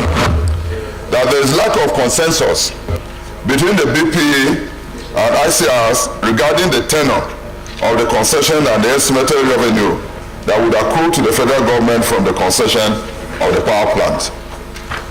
That there are discrepancies regarding the submission made by the Federal Minister of Power and the consultant to the power plant in terms of payment for work done by the contractor and the project consultants, including general delays in payment to the contractor and consultant invoices as alluded to by the project consultant in the submission to the committee. That the Federal Minister of Power made no detailed presentation regarding the issue of existing contractual dispute over variation claims by the contractor against the ministry for additional work for reinforcement of security infrastructure for the power plant, additional work due to unforeseen geological defect under the Zimweru Dam, and adjustment to changes in cost due to inflation. Now there is misalignment in terms of the duration of the contract for project consultant and professional responsibility of the consultant since the project consultancy contract expired 28 December 2022, while his professional responsibility is expected to end not earlier than the end of the defect reliability period of 30 April 2024. Defect reliability period, Mr. President, means that it is a period within which the plant will be tested and satisfied that we are generating 700 megawatts of power. I will come to that to explain more on that as we conclude. Although the BP has expressed commitment to concession the power plant only after it has been completed, tested, commissioned, and the calendar adopted by the BP for the power plant concession put the end of the concession process at first quarter of March 2023.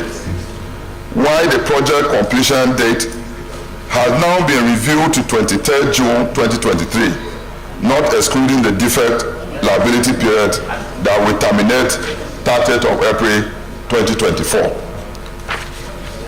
Invited stakeholders justified the ongoing concession of the plant on the basis of the performance of the Shiroro, Jeba, and Kanji hydropower plants concession done in 2013, which show full recovery in terms of generating capacity. Revenue projection arising from the concession of the power plant project is based on the assumption that the concessionaire will generate 700 megawatts from the plant and same will be evacuated, sold to consumers. Mr. President, the finding of the committee: the Zimweru hydroelectric power plant is a 700 megawatt hydroelectric power plant located in Rafi local government area of Niger State, approximately 20 kilometers northeast of Zimweru, 25 kilometers southeast of Otegina, 43 kilometers northeast of Mina, and 77 kilometers downstream of the Shiroro hydroelectric power plant. The power plant is designed to generate and inject 2,630 gigawatt hour energy to the national grid upon completion. In November 2012, contract for the award of engineering procurement contract, I can skip that, some more details.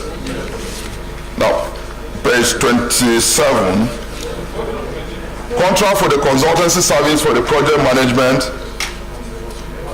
and supervision of the ongoing project of the power project has been extended by 39 months to expire on the 28th December 2022 from a review argumentation in the contract sum of $3.5 million US dollars plus 3.4 billion naira. Thus, the total consultancy contract sums to $25.3 million plus 3.4 billion naira, while the APC contract completion date has been reviewed to 2018 to 23rd June 2023.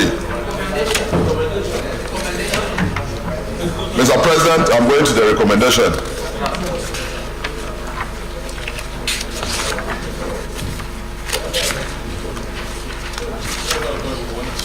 Recommendation, Mr. President.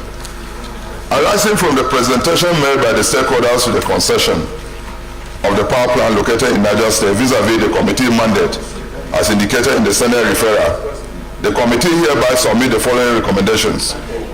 The BP be advised to keep to the commitment made before the committee to concession the power plant only after it has been completed, tested, and commissioned. That will take us to 2024.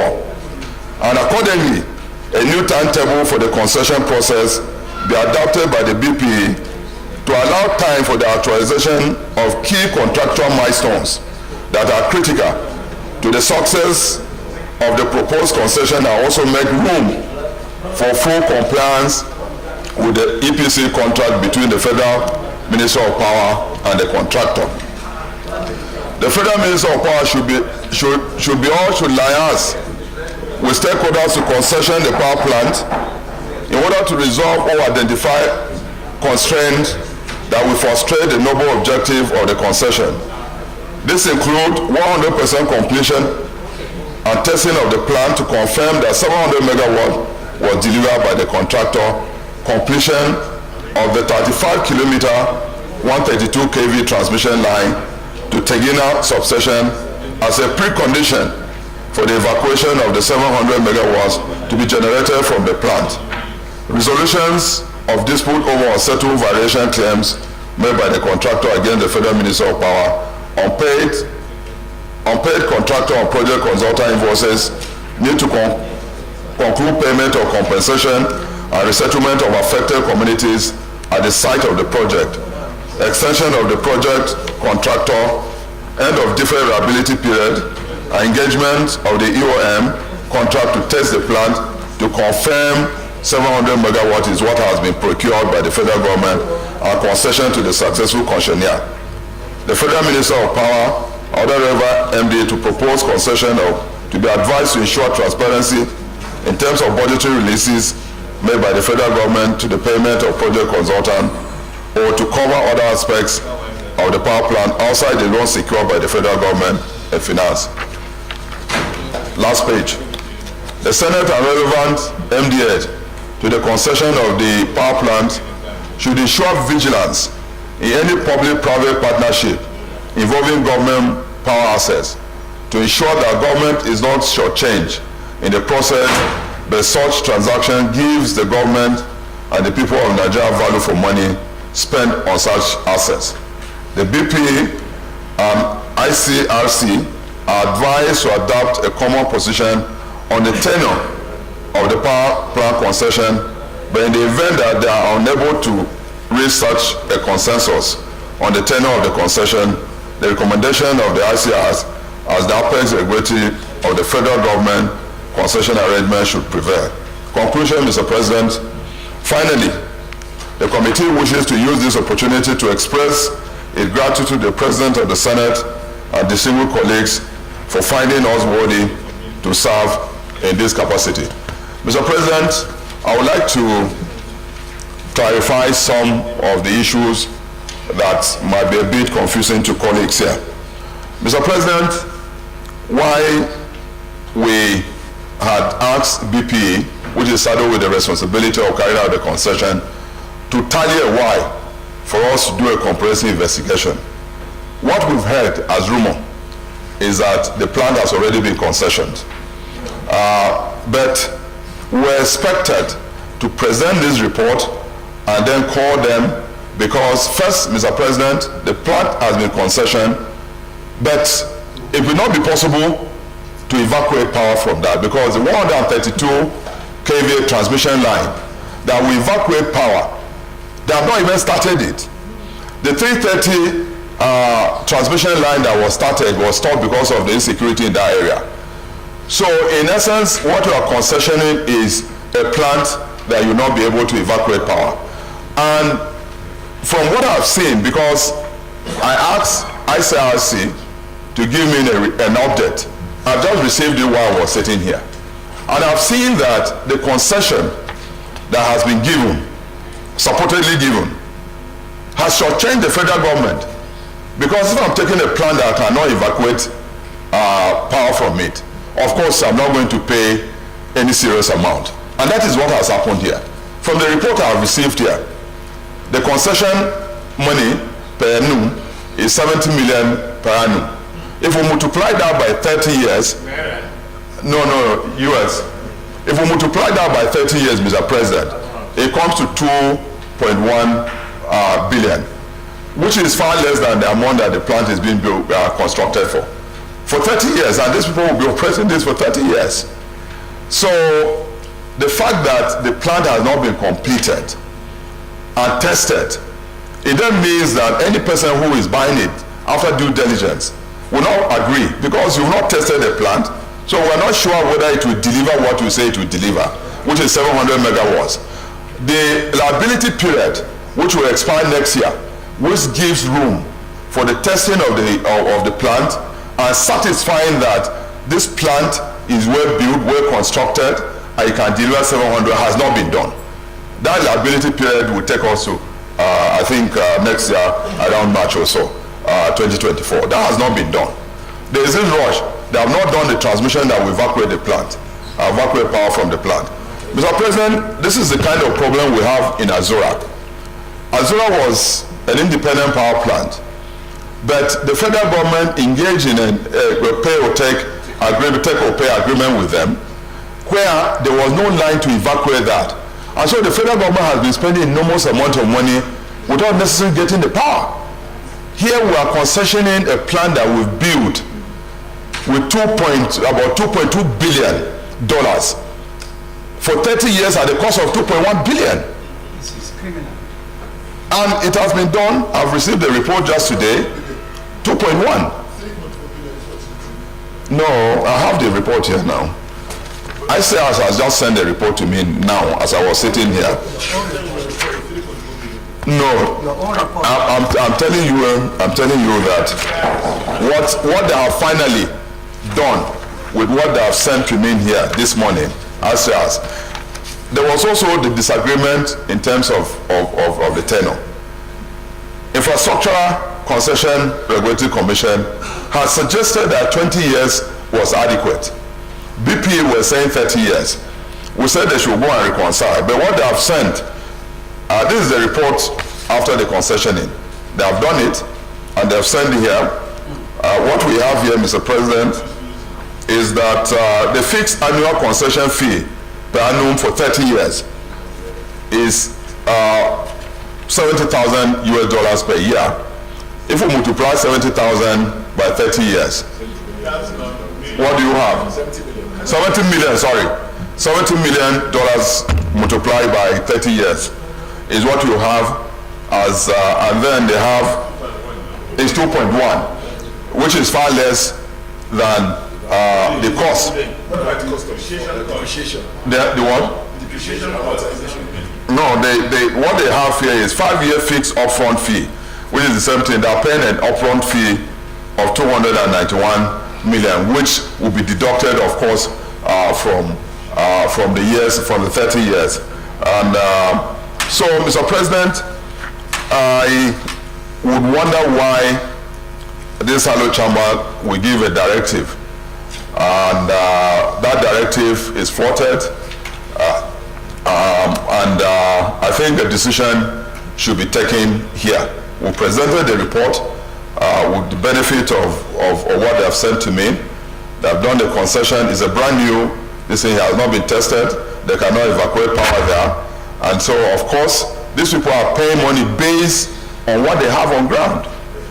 I buy a plant that can evacuate power, so I'm not going to pay that much.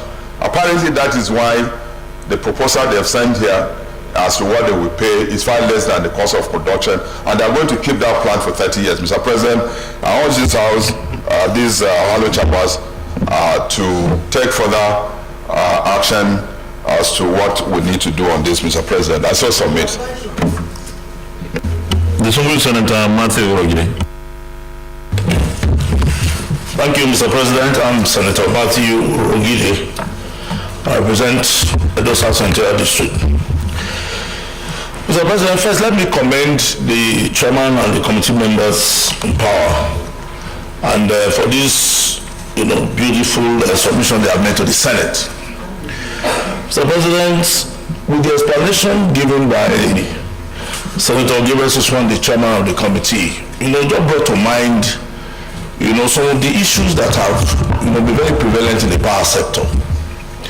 Mr. President, this one that he just mentioned, that government investing so much, tens of hundreds of billions of dollars, and expecting that our people will get the benefit, first of power supply, and then of course even for the government, in this quest for our power reform, government in power reform in the power sector, I want to bring the attention of the Senate to what happened some years back. Mr. President, the first Eurobond offer of $1 billion that was taken by this country, that was approved by the National Assembly in 2013, that money was supposed to be used to elicit reforms in the power sector, particularly the gas to power project. The NNPC was to drive that project. When that money came into this country, the NNPC was not giving the money. Rather, the money was just shared. Embed got $350 million. TCN got $150 million. That's just it. Till today, the burden of the payment of that loan is on Nigerians. But the real project that we're supposed to do till today never came to fruition. Mr. President, what Senator Osusondo mentioned, we have invested so much money in building a power plant. Of course, you need to do certain things, testing it, putting a transmission line to evacuate the power. The same thing is not done. And this thing again has been sold for peanuts. And for a project like that, for 30 years, what you are getting 2.1 billion is a far cry from our investment. And in this investment, particularly providing infrastructure, is... Point of order, Senate Leader. Mr. President, distinguished colleagues, in line with the provision of Section 8, subsection 3, I want to move that the Senate extend its sitting beyond 2 p.m. I so move. Minority Leader.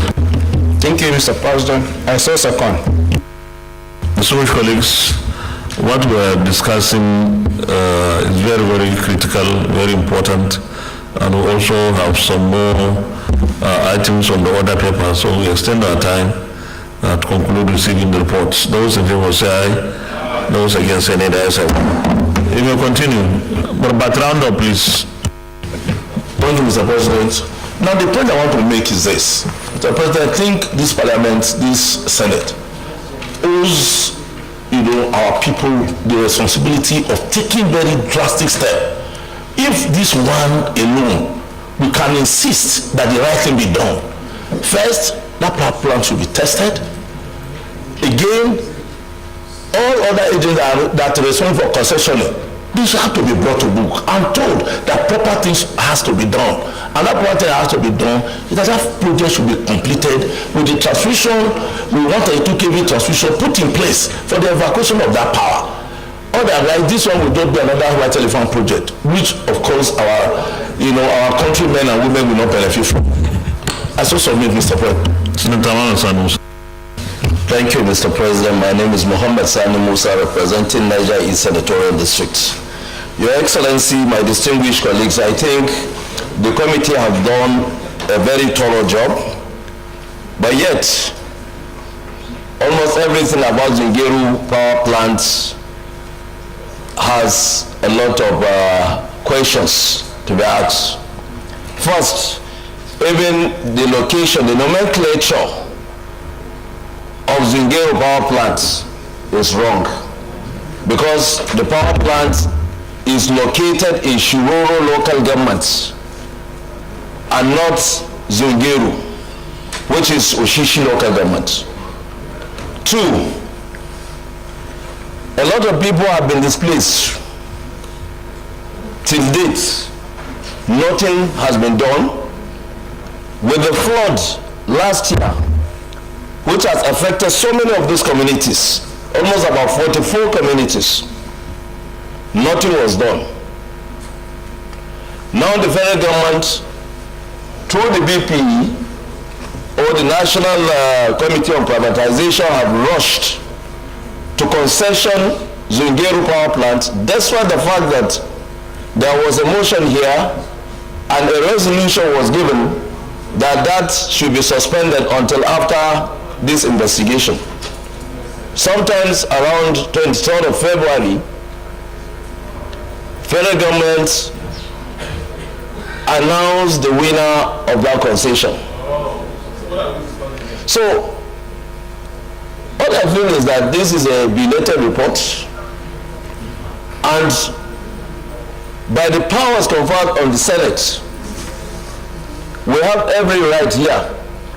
Because for me, I would not want to see a 700 megawatts of hydro not completed, concession, of which 25% of that, 170 megawatts cannot be taken out of that plant.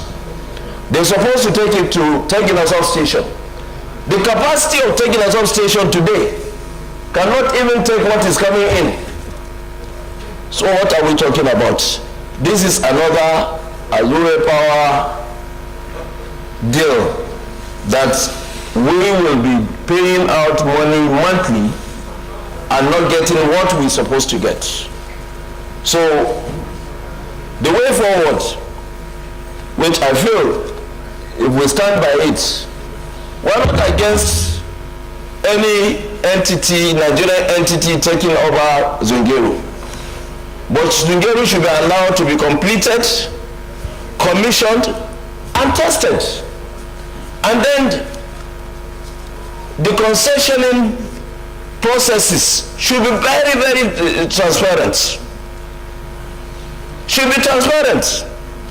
When you are announcing the dates, you should give all those grades according to how the rules or the law has given.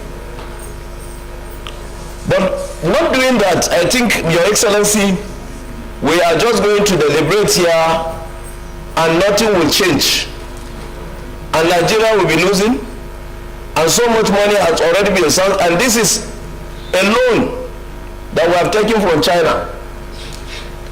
And the same Chinese company that are constructing that power station are also part of the source of the loan.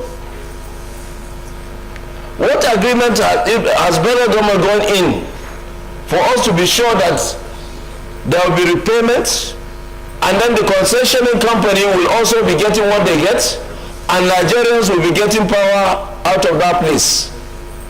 If these things are not addressed, then we are still yet to get it right in the power sector.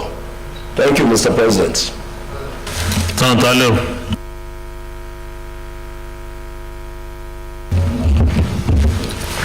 Thank you, Mr. President, distinguished colleagues. Let me equally join previous speakers in commending the committee chaired by Senator Suswan for presenting this detailed report. It contains quite a lot and very, very informative. Mr. President, what caused the controversy over the Zungeru power plant was the news we received that it has been sold for $700 million US. And the cost of construction of this power plant is well over 2.2 billion naira. Billion dollars, sorry. It's well over 2.2 billion US. It doesn't make sense for a project that has been constructed, completed at 2.2 billion naira to be sold for $700 million. Mr. President, this is a lift up, and this Senate has the responsibility to stop it. The legislature serve as check and balances on the executive. Very few people sat and took that decision, and there is no transparency whatsoever in the way that transaction was done. So I'm of the view that we should do the needful.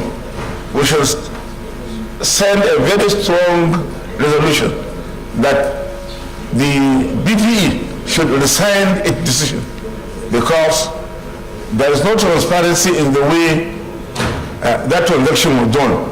Secondly, Mr. President, I'm also of the view that the federal government should do whatever is humanly possible to complete the Zungeru power plant so that power can be evacuated. We have many plants in the country completed, but there is no infrastructure to transmit whatever power generated to the national grid. We have one in Kaduna. It is lying follow. We are waiting for they are waiting for fuel to power it. And it is not supposed to use fuel. It's supposed to use something else. But unfortunately, the people that designed that project made mistake.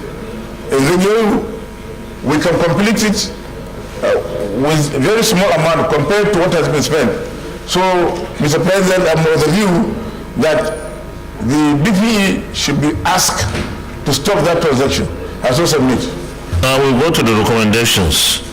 And if we have anything that we need to add after we take the recommendations, we can add. The recommendations of the committee are on page 32. That BPE be advised to keep to the commitment made. Please, do some wish, please.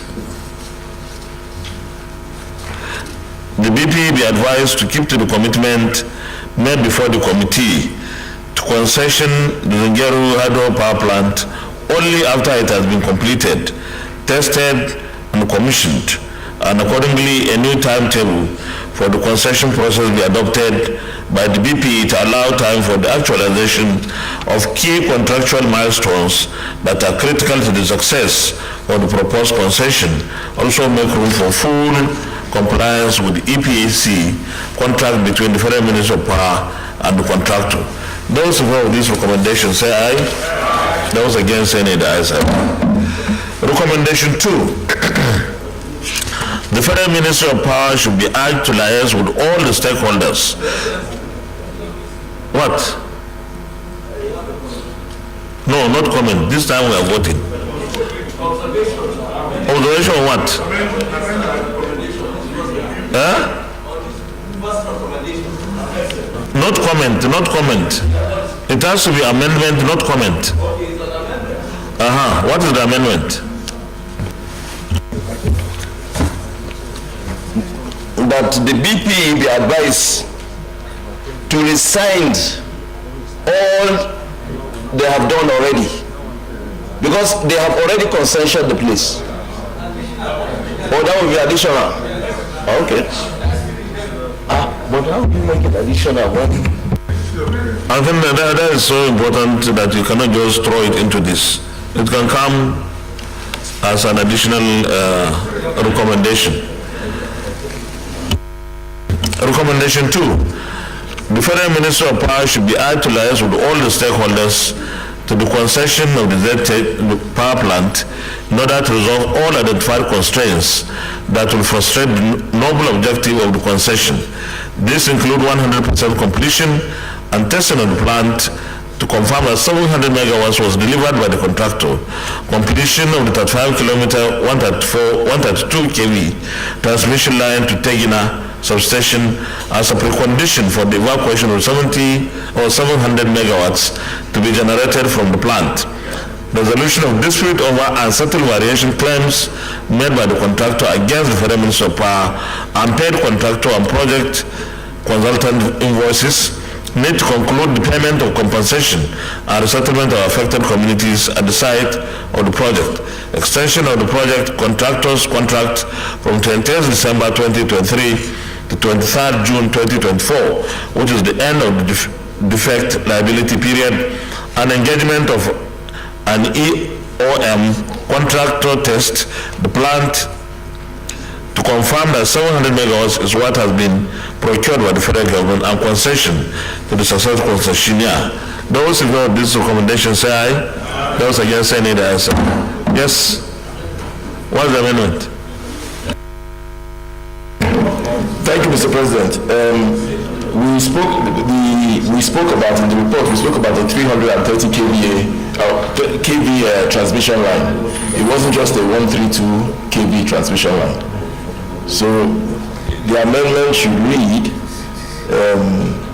the completion of the 132 transmission line, 132 and 330 kV transmission lines. 330. Okay. Any seconder? I need a seconder. You are sure? Because it's a technical thing. Okay. Senator Matthew Rogire.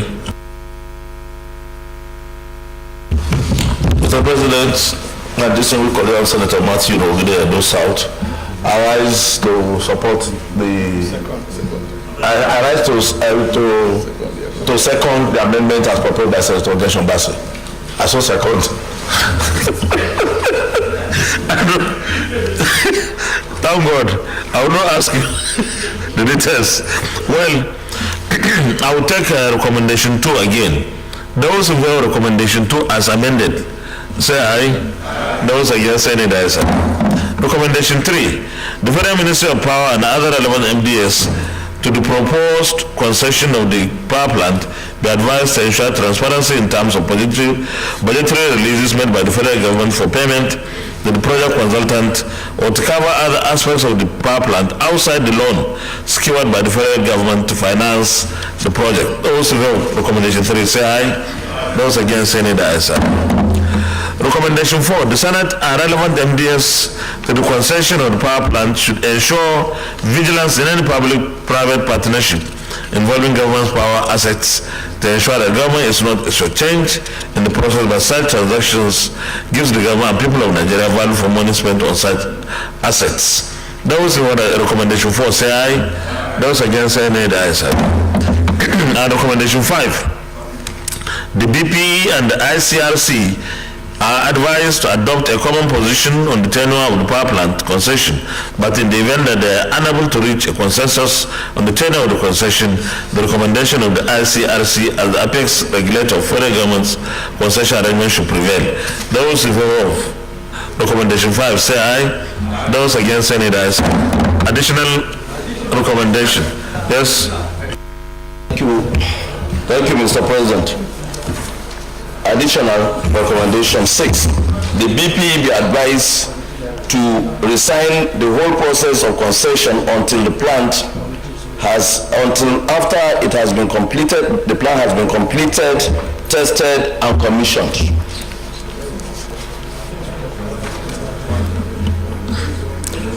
I need a seconder.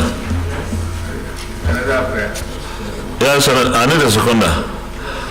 Senator Kabir Abdullahi. Thank you, Barakia. Mr. President, distinguished colleagues.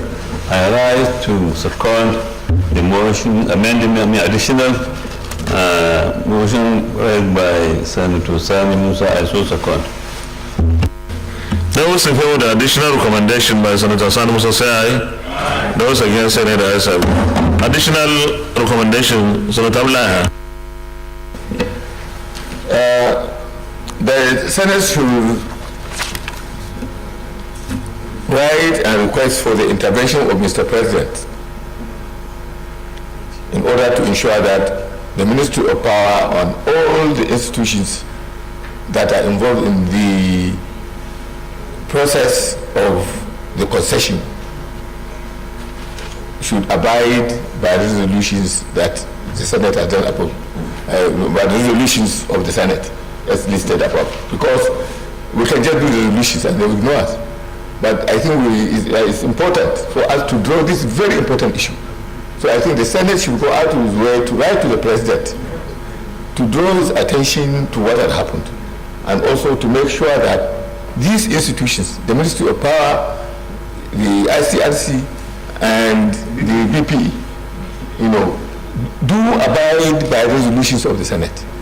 These people can easily ignore us and continue with this kind of, if nothing has been done. And at the end of the day, this will contribute grave danger to this nation. There are about 40 communities that have not been attended to. I think distinguished. I think we don't have to write, Mr. President, because this is the parliamentary process. The additional recommendation by Senator Sani Musa, I think, covers that, because the BPE is the institution that is mandated by law to do the concessioning or the privatization. And the National Council on Privatization, of course, approves. We don't have to go to, and the chairman of the National Council on Privatization is the vice president. Anyway, so I will advise that we stick with that, but we must emphasize in our recommendations Not saying the president should intervene, because the president is eventually the one to deal with all this. He's supposed to go through the SGF up to the president, but I believe that our work is to be in compliance with the Section 88 of the Constitution, to expose these things and insist that the right things are done. So I don't know whether we have to write.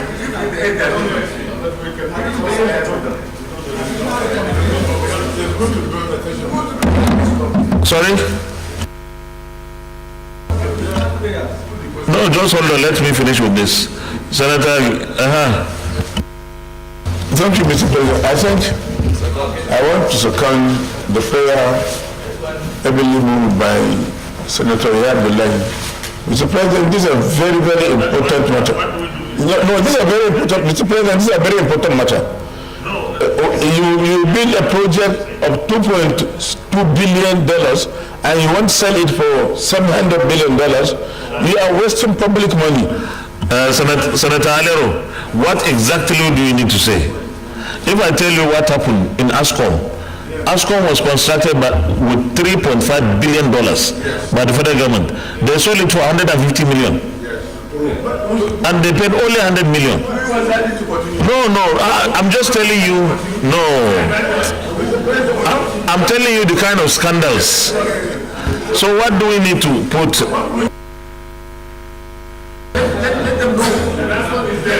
Okay, give us exactly what you want us to write.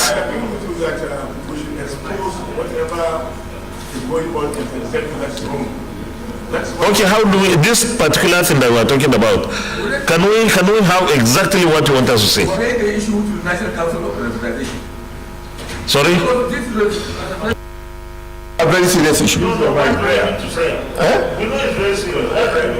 What I'm suggesting, if you are not comfortable with writing to the president, let's raise these resolutions and address them directly to the chairman of the National Council of Privatization.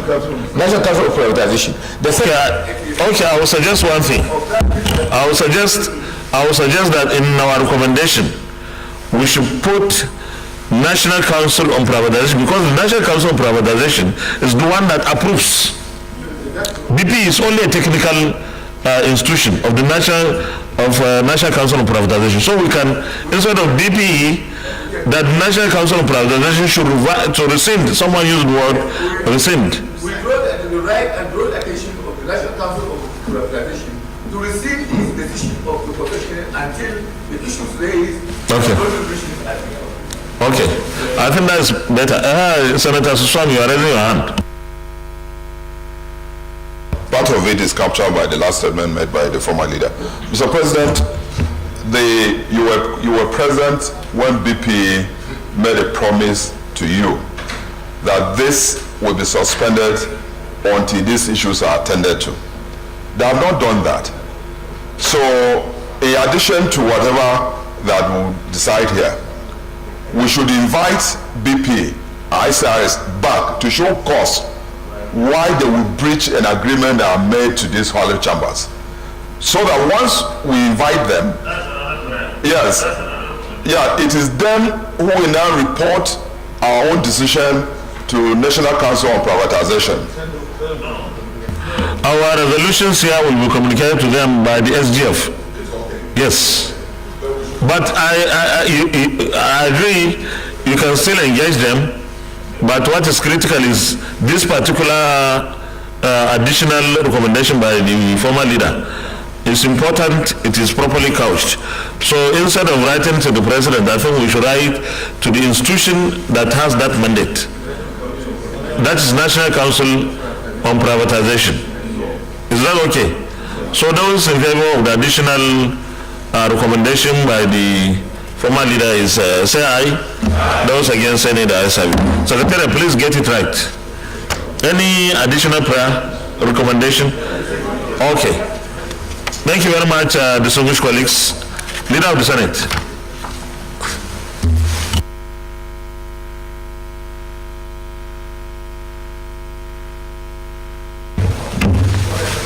Mr. President, distinguished colleagues, the seventh order of the day is the presentation and consideration of the report of the Committee on Agriculture and Rural Development on the Cassava Flour Mandatory Inclusion in Flour Production Bill 2023.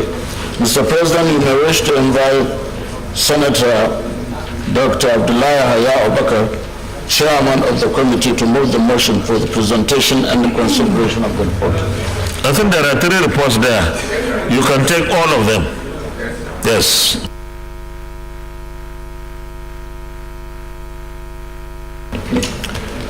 Mr. President, my highly respected and distinguished colleagues, I rise to request the Senate to receive and consider the report of the Senate Committee on Agriculture and Rural Development on a bill to provide a legal and regulatory framework for the inclusion of cassava flour in edible flour production to encourage cassava farming, create a sustainable market for cassava flour, and other matters connected therewith.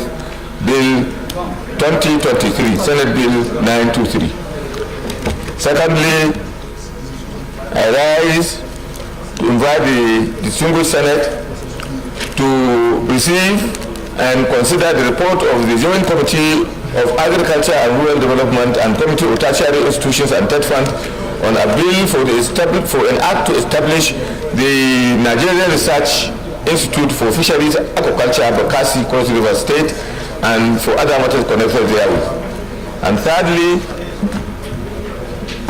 for the Senate to receive and consider the report of the Committee on Agriculture and Rural Development and the Committee of Tertiary Institutions and TED Fund on a bill for an act to provide for the establishment of the Federal College of Agriculture, Eseoru, Ekiti State, and for other related matters. I so submit, Mr. President.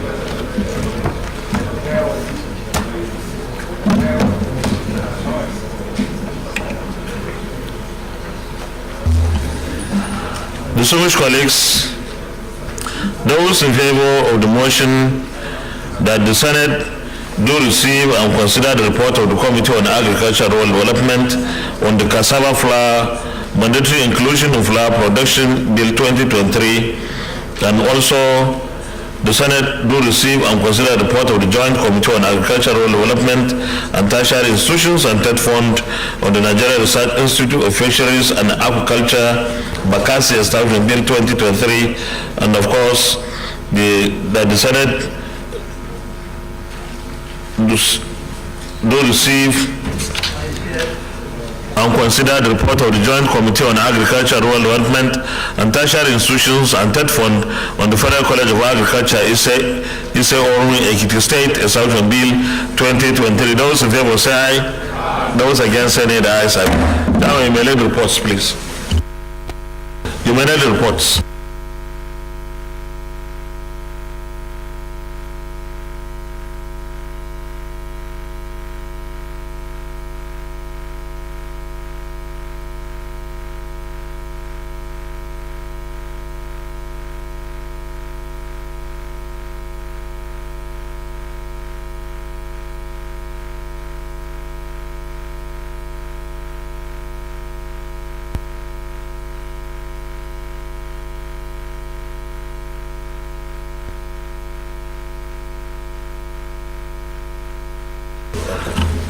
Yes, this was Senator Abla.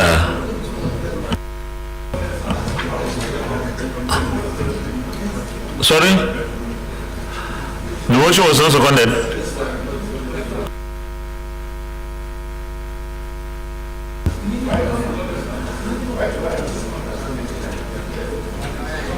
The distinguished Senator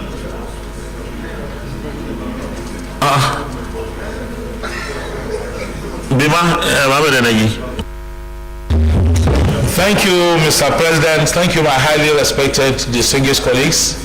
My name is Senator Bima Muhammad Enegi. I represent the people of Niger South from Niger State.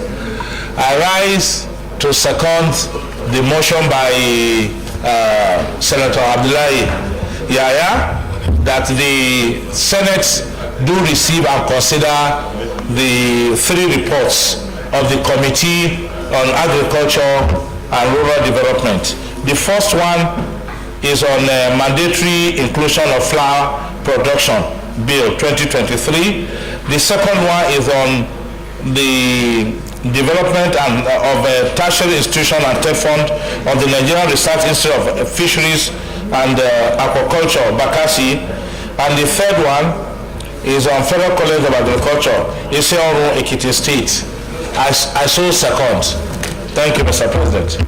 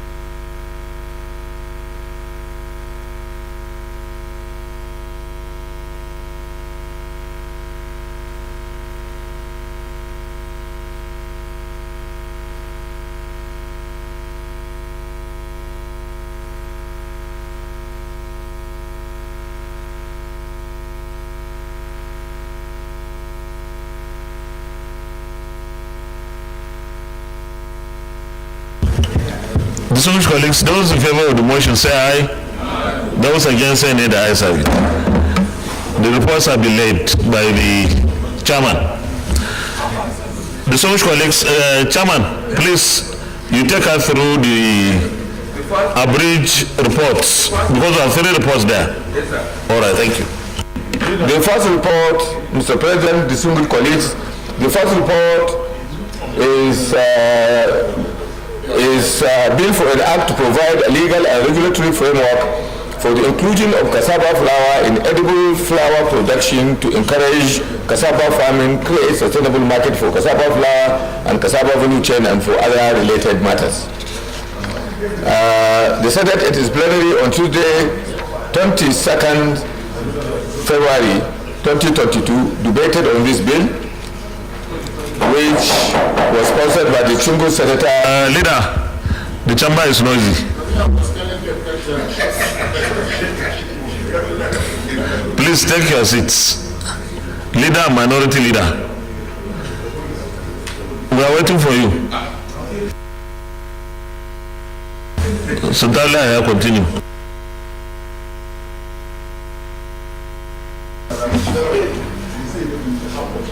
This bill was sponsored by distinguished Senator Dr. Abdullahi Adamu, and from page 2 you see the main objective of the bill actually is to create a sustainable market and proper production conditions, for cassava value chain.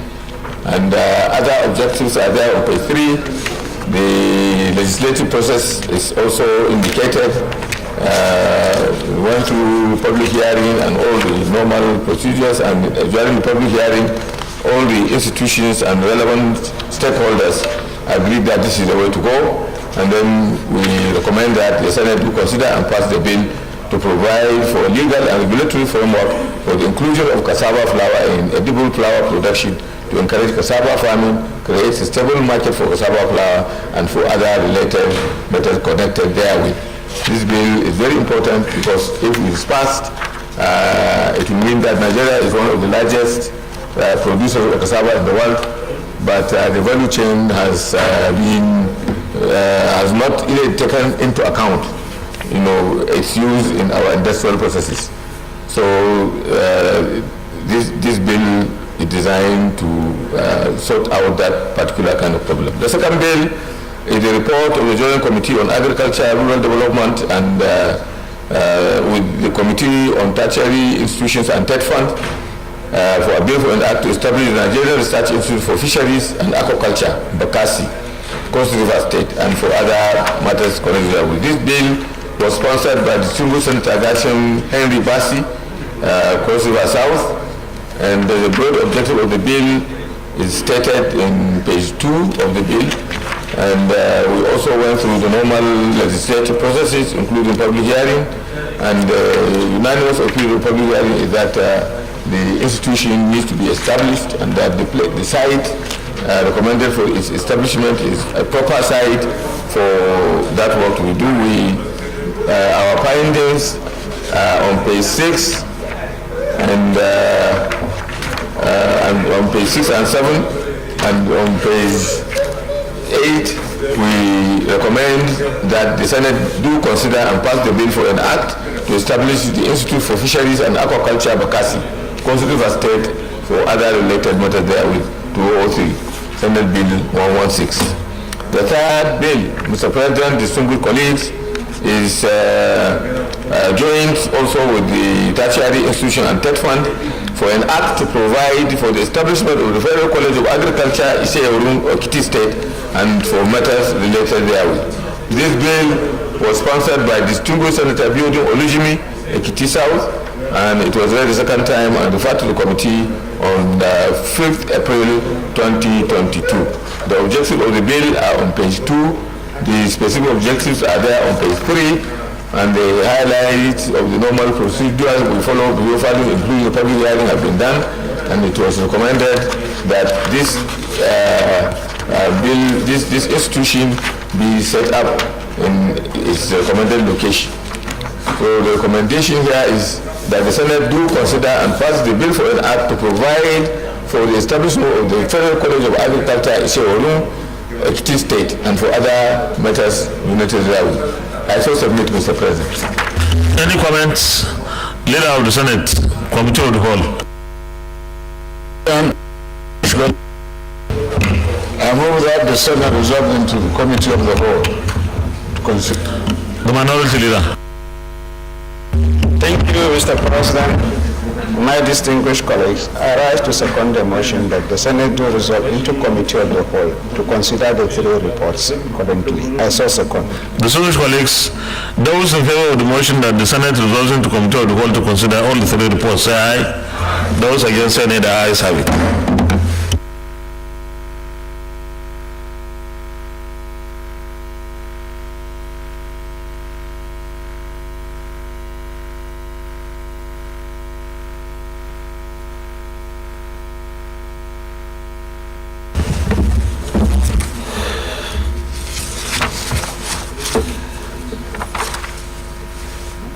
We'll start with the cassava flour mandatory inclusion.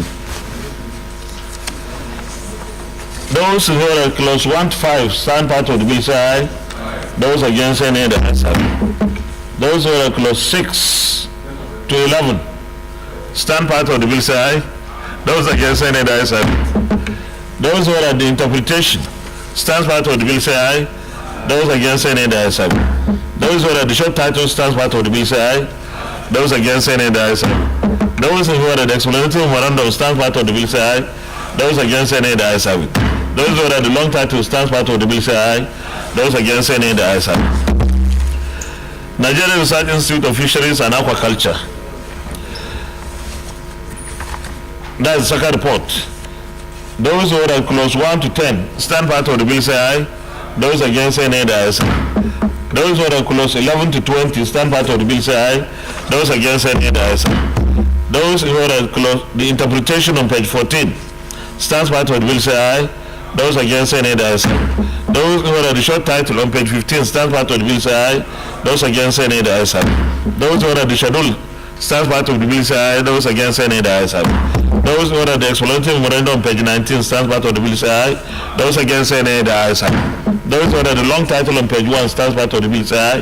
Those against, say nay. The ayes have it. The third report. Federal College of Agriculture, Ise Oru. Those who are at clause 1 to 10 stand part of the bill, say aye. Those against, say nay. The ayes have it. Those who are at clause 11 to 20 stand part of the bill, say aye. Those against, say nay. The ayes have it. Those who are at clause 21 to 28 stand part of the bill, say aye. Those against, say nay. The ayes have it. Those who are at the interpretation on page 24 stands part of the bill, say aye. Those against, say nay. The ayes have it. Those who are at the short title on page 25 stands part of the bill, say aye. Those against, say nay. The ayes have it. Those who are at the schedule stands part of the bill, say aye. Those against, say nay. The ayes have it. Those who are at the explanatory memorandum on page 27 stands part of the bill, say aye. Those against, say nay. The ayes have it. Those who are at the long title stands part of the bill, say aye. Those against, say nay. The ayes have it. Leader of the Senate, plenary. Distinguished colleagues, I move that the Senate revert to plenary for the chair to report progress. Minority leader, speak of your mind. Thank you, Mr. President. I so second. Distinguished colleagues, those in favor of the motion that the Senate reverse plenary for the chair to report progress, say aye. Those against, say nay. The ayes have it.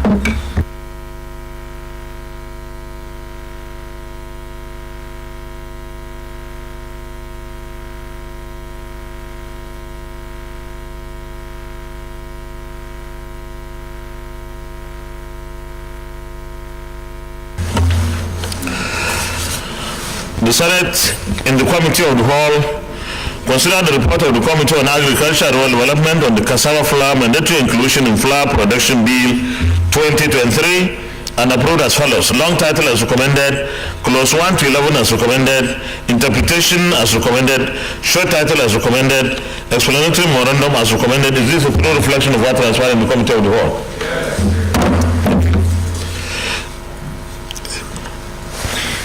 The Senate in the Committee of the Whole also considered the report of the Joint Committee on Agriculture, Rural Development and Tertiary Institutions and Debt Fund on the Nigerian Research Institute of Fisheries and Aquaculture, Bakassi, established Bill 2023 and approved as follows.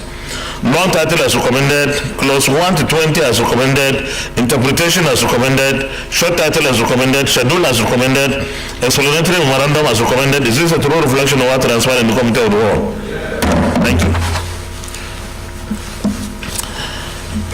Senate in the Committee of the Whole also considered the report of the Joint Committee on Agriculture, Rural Development and Tertiary Institutions and TED Fund on the Federal College of Agriculture in Ekiti State, Establishment Bill 2023, and approved as follows. Long title as recommended, clause 1 to 28 as recommended, interpretation as recommended, short title as recommended, schedule as recommended, explanatory memorandum as recommended. Is this a true reflection of what transpired in the Committee of the Whole? Thank you. Leader of the Senate, third reading. Mr. President, distinguished colleagues, I move that the three bills be read the third time. The minority leader. Thank you, Mr. President, and my distinguished colleagues. I rise to second the motion that these three bills be read for the third time. I so second. Distinguished colleagues, those in favor of the motion that these three bills be now read the third time, say aye. Those against, say nay. The ayes have it. Clerk of the Senate. Mr. President, distinguished senators, a bill for an act to provide a legal and a regulatory framework for the inclusion of cassava flour in edible flour production to encourage cassava farming, create a sustainable market for cassava flour, and for other matters connected there with 2023, third reading. Mr. President, distinguished senators, a bill for an act to provide for the establishment of the Nigerian Research Institute of Fisheries and Aquaculture, Bakassi, and for other matters connected there with 2023, third reading. Mr. President, distinguished senators, a bill for an act to provide for the establishment of the Federal College of Agriculture in Seorun, Ekiti State, to provide full-time courses in agriculture, teaching, instruction, and training in the sciences, social sciences, commerce, arts, applied sciences, management and humanities, and carry out research, innovation, development and adaptation of teaching techniques, and for other matters connected there with 2023, third reading. A bill for an act to provide a legal and regulatory framework for the inclusion of cassava flour in edible flour production to encourage cassava farming, create a sustainable market for cassava flour, and for other matters connected there with 2023, third reading taken, and this bill is passed. Well, let me comment on this particular bill. In 2003-2004, then administration of Chief Olusegun Obasanjo tried to introduce 10% cassava flour in bread. I recall I was part of a delegation that visited about 6 countries. Then I was chairman House Committee on Agriculture under the leadership of Chief Audogbe, who was then a sort of extraordinary advisor to the President of Agriculture. And the idea was to visit countries where cassava was grown, and others where cassava was processed, and others where cassava was being marketed in all the products. And of course, we visited Brazil, Colombia, Netherlands, Denmark, South Africa, one other country, about 6 of them. But eventually, this policy, because then it was a policy, never saw the light of the day. The idea is we can create wealth by so doing, because our cassava growers will now have a guaranteed market, and of course we will also be eating from what we produce. Just like President Buhari will always say, we should eat what we produce and produce what we eat. I hope that this bill, Mr. President, will give an assent to it so that we ensure that it is implemented, because it's going to be really a source of wealth and of course employment opportunities for our teeming youth across the country. Thank you very much. The second bill is a bill for an act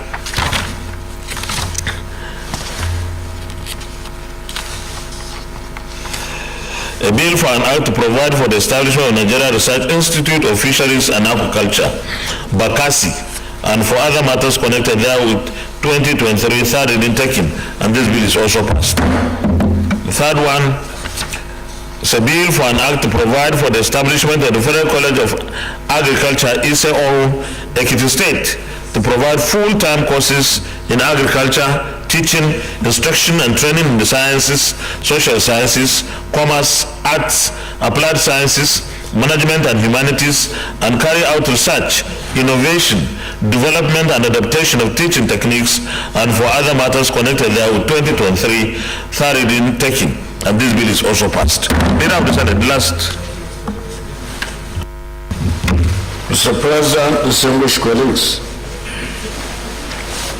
the 10th order of the day is the consideration of the report of the Committee on Public Accounts on annual report of the Auditor General for the Federation on the accounts of the Federation for the year ended 31st December 2016.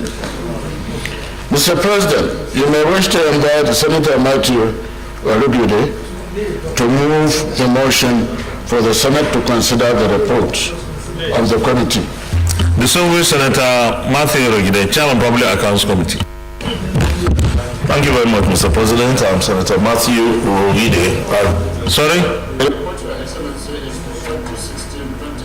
No.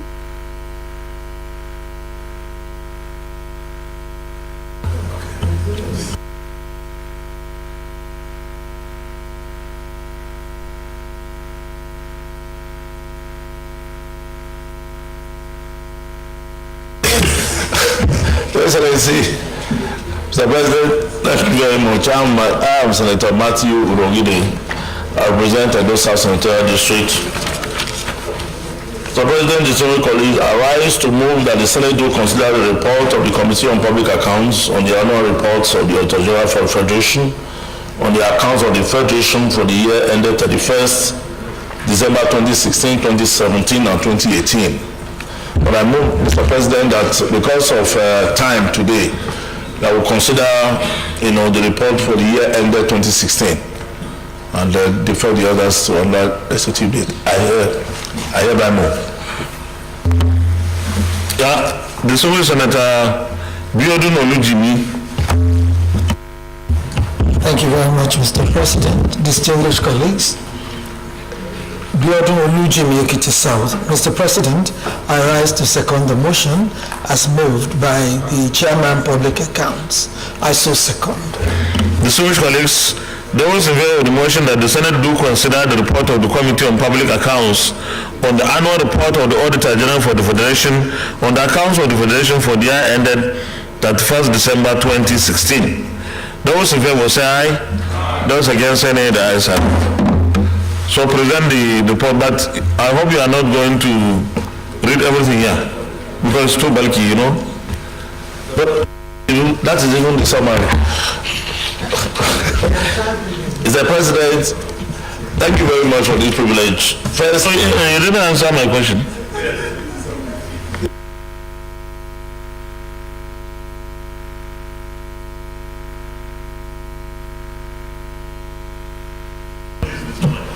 This is the summary. Yes, and this is the report. Mr. President, but I will try to abridge it as much as possible.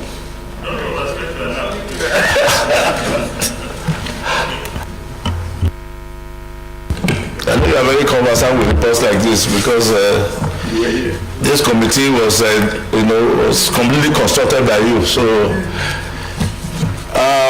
Mr. President, I'm going to take the preamble and then, of course, and probably move straight to the report itself, with the recommendations.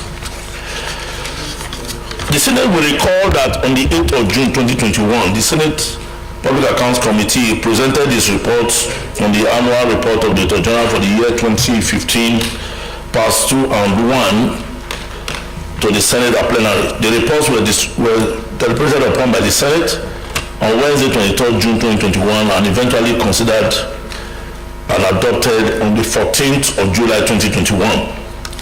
The presentations for the committee resolved to clear the backlog of annual reports from the Office of the Auditor General for the Federation. To attain the goal, the Senate Public Accounts Committee embarked on a simultaneous consideration of 2016, 2017, and 2018 annual reports. The exercise lasted from Tuesday, 23rd of February 2021 to Wednesday, 11th of August 2022. by a year. These reports have previously been submitted to the National Assembly in accordance with the provision in Section 85, 2 and 5 of the Constitution of the Federal Republic of Nigeria 1999 as amended in 2018, 2019 and 2020 respectively. Consequently, on Wednesday, 1st of March 2023, the committee at plenary laid the detailed reports being the outcome of its deliberation of the General's annual reports on the accounts of the Federation of Nigeria for the years ended 31st December 2016, 2017 and 2018 for further consideration and adoption by the Senate. The General in 2016 issued queries to 92 MDAs, 80 of which submitted written responses and appeared before the committee to defend the queries against them. 8 submitted memoranda in response to the queries but did not appear before the committee, while 4 MDAs failed to either appear or submit written responses to the committee despite several reminders to that effect. Out of the 80 MDAs that appeared before the committee, 43 had their queries vacated, while the queries of 37 MDAs were sustained and recommendations accordingly presented to the Senate. The detailed report captured in the sustained queries, responses of the MDAs and observations of the committee and its recommendations on same. Also, it contains the list of MDAs queried and those whose queries were cleared and vacated by the committee. However, contained here are the summaries of the relevant queries and the corresponding recommendations in line with the extant rules presented in Section 3, namely, 1. Section 1, reports of all the MDAs that made written responses and appeared before the committee, comprising of financial statements, federation account, and ministry departments and agencies. Section 2, reports on MDAs that made written responses but did not appear before the committee. And Section 3, reports on MDAs that neither made written responses nor appeared before the committee. It is pertinent to note that the committee in sections 2 and 3 adopted the position of the Auditor General in its recommendations to the queries of the various MDAs who either did not appear before the committee at public hearing to defend their queries or did not respond to the committee's queries. So, Mr. President, the general observation and the observations and the findings that round all through, from the Accountant General's, testimony before us over financial statement and federation account, and then the MDAs. I think we can just move straight, to the presentation of the committee's observations and recommendations. Starting from the financial statements of federation account, that is, with the Accountant General testified before the committee on the 2016 report, we have the way they are, with the paragraph 2.1 all through, to 3.6 or 3.7, as it is for the Accountant General. And then, of course, we now have it from 3.12 for all the other, MDAs. And the summaries are here. And the way we have tabulated them, that is the summary of the query, followed by the committee's recommendation.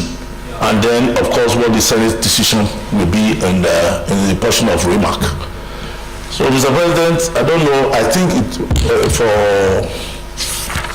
for speed and for time, if we have to take them one by one, probably we take our time. But if we are going to look at the recommendations that we have made against the query, that is really what can, give us speed in the consideration of this report.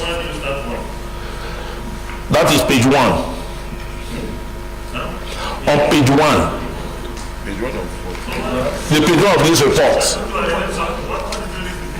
That was preamble.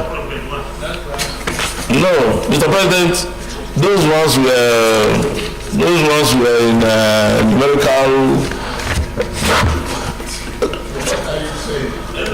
We are not going to start with the recommendation. Yes. Let's start and see where we can stop. Because public accounts, people can argue.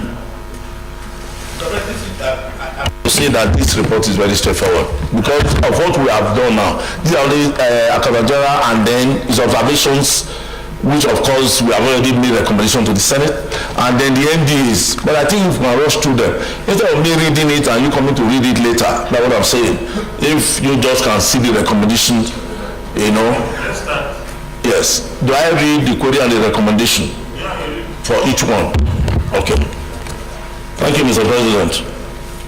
Then for the Office of the Accountant General, when it comes to preparation account and financial statement, what the Auditor General raised is that the timing of the final submissions of 2016 financial statement on page 1. Yes, I do. I said I'm going to read the question. So you see our recommendation, or we don't read the recommendation.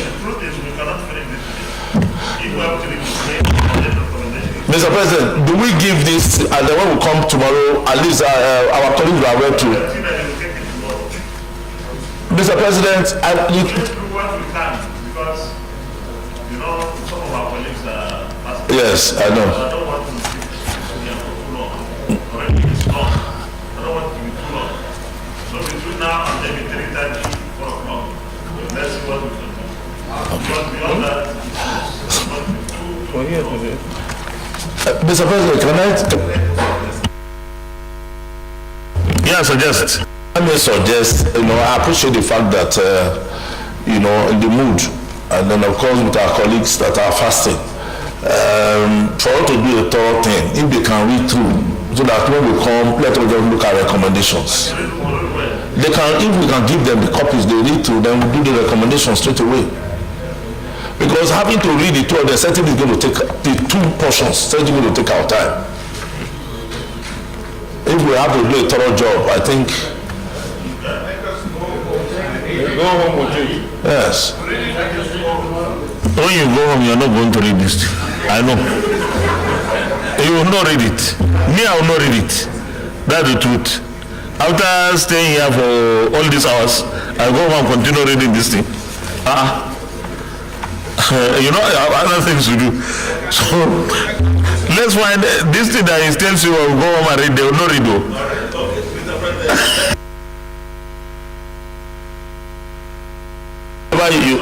Wherever you can stop it, no problem. Yes, we might be able to finish this. Yes. Thank you, Mr. President. Now, the submission, Mr. President, I will try as much as possible to paraphrase even the Sumu Senator Bafe Rogide. You see, I have tried, leader, the chamber is noisy. You see, I try to keep this thing on track. Yes. But there are various agitations. Leader saying we should go and read at home. The minority leader is saying we should suspend it until tomorrow. I don't know, they have been seconded. No. Only six or seven of us are here. For me, I thought we could try for 1 hour and see where we'll stop. But the Senator Kabir is shaking his head. Tomorrow, what is the guarantee? Okay, one thing is, tomorrow we'll take it in the morning, so that at least you have the guarantee that even if we are not able to conclude it, would have taken a very big part of it. Because sometimes the recommendations may be debatable. That's my fear. And when you start the debate, one recommendation could take you minutes, long minutes. So, but the leader is the vice chairman of the Committee on Rules and Business. Since the chairman is not here, we are going to hold him responsible. And I will personally also make sure that they include it in the first part of the order paper, so that we are able to take this for 2016 only. Yes, we can't take beyond 2016. Because you say we take 2016, 2017, then we can't even finish the whole day. But we have other things to take tomorrow, so I think it should be okay if we take 2016. When we come back, then we take the remaining. Mr. President, thank you very much. Maybe at this juncture, I want to just humbly remind our colleagues. So we have put a whole lot of time, and you know the importance of this. You know, we were just thinking that these reports that we have, you know, that we have accumulated over time, before the 10th, let us try to consider it at least in the life of this assembly. These reports we have put just for us to present. I agree with you that tomorrow we'll start with it. Now the assembly is not finishing tomorrow now. We're up to June 11. Yes, I have.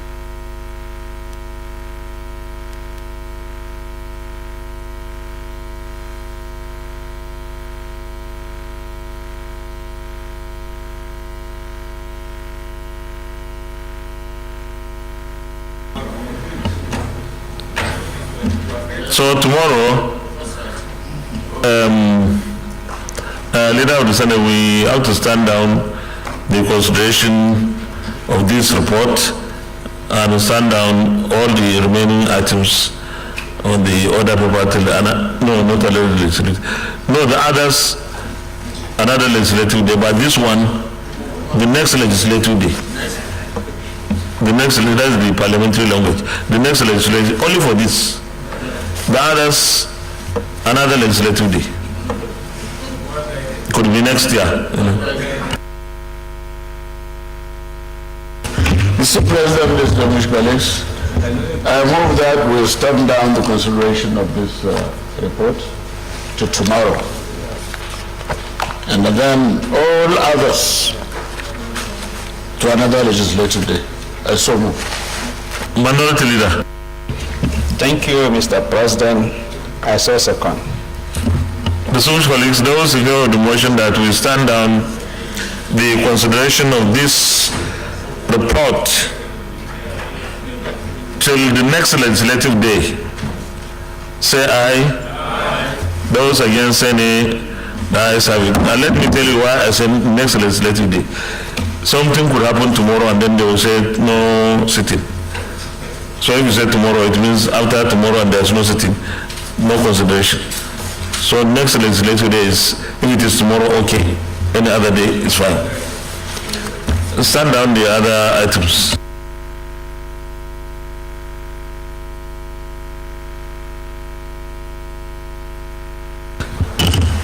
Those in favor that we stand down the consideration of the remaining items on the order paper till another legislative day, say aye. Aye. Those against say nay. The ayes have it. The Senate do adjourn till tomorrow, the 5th, isn't it? The 5th day of April 2023 at 10 a.m. prompt. Thank you.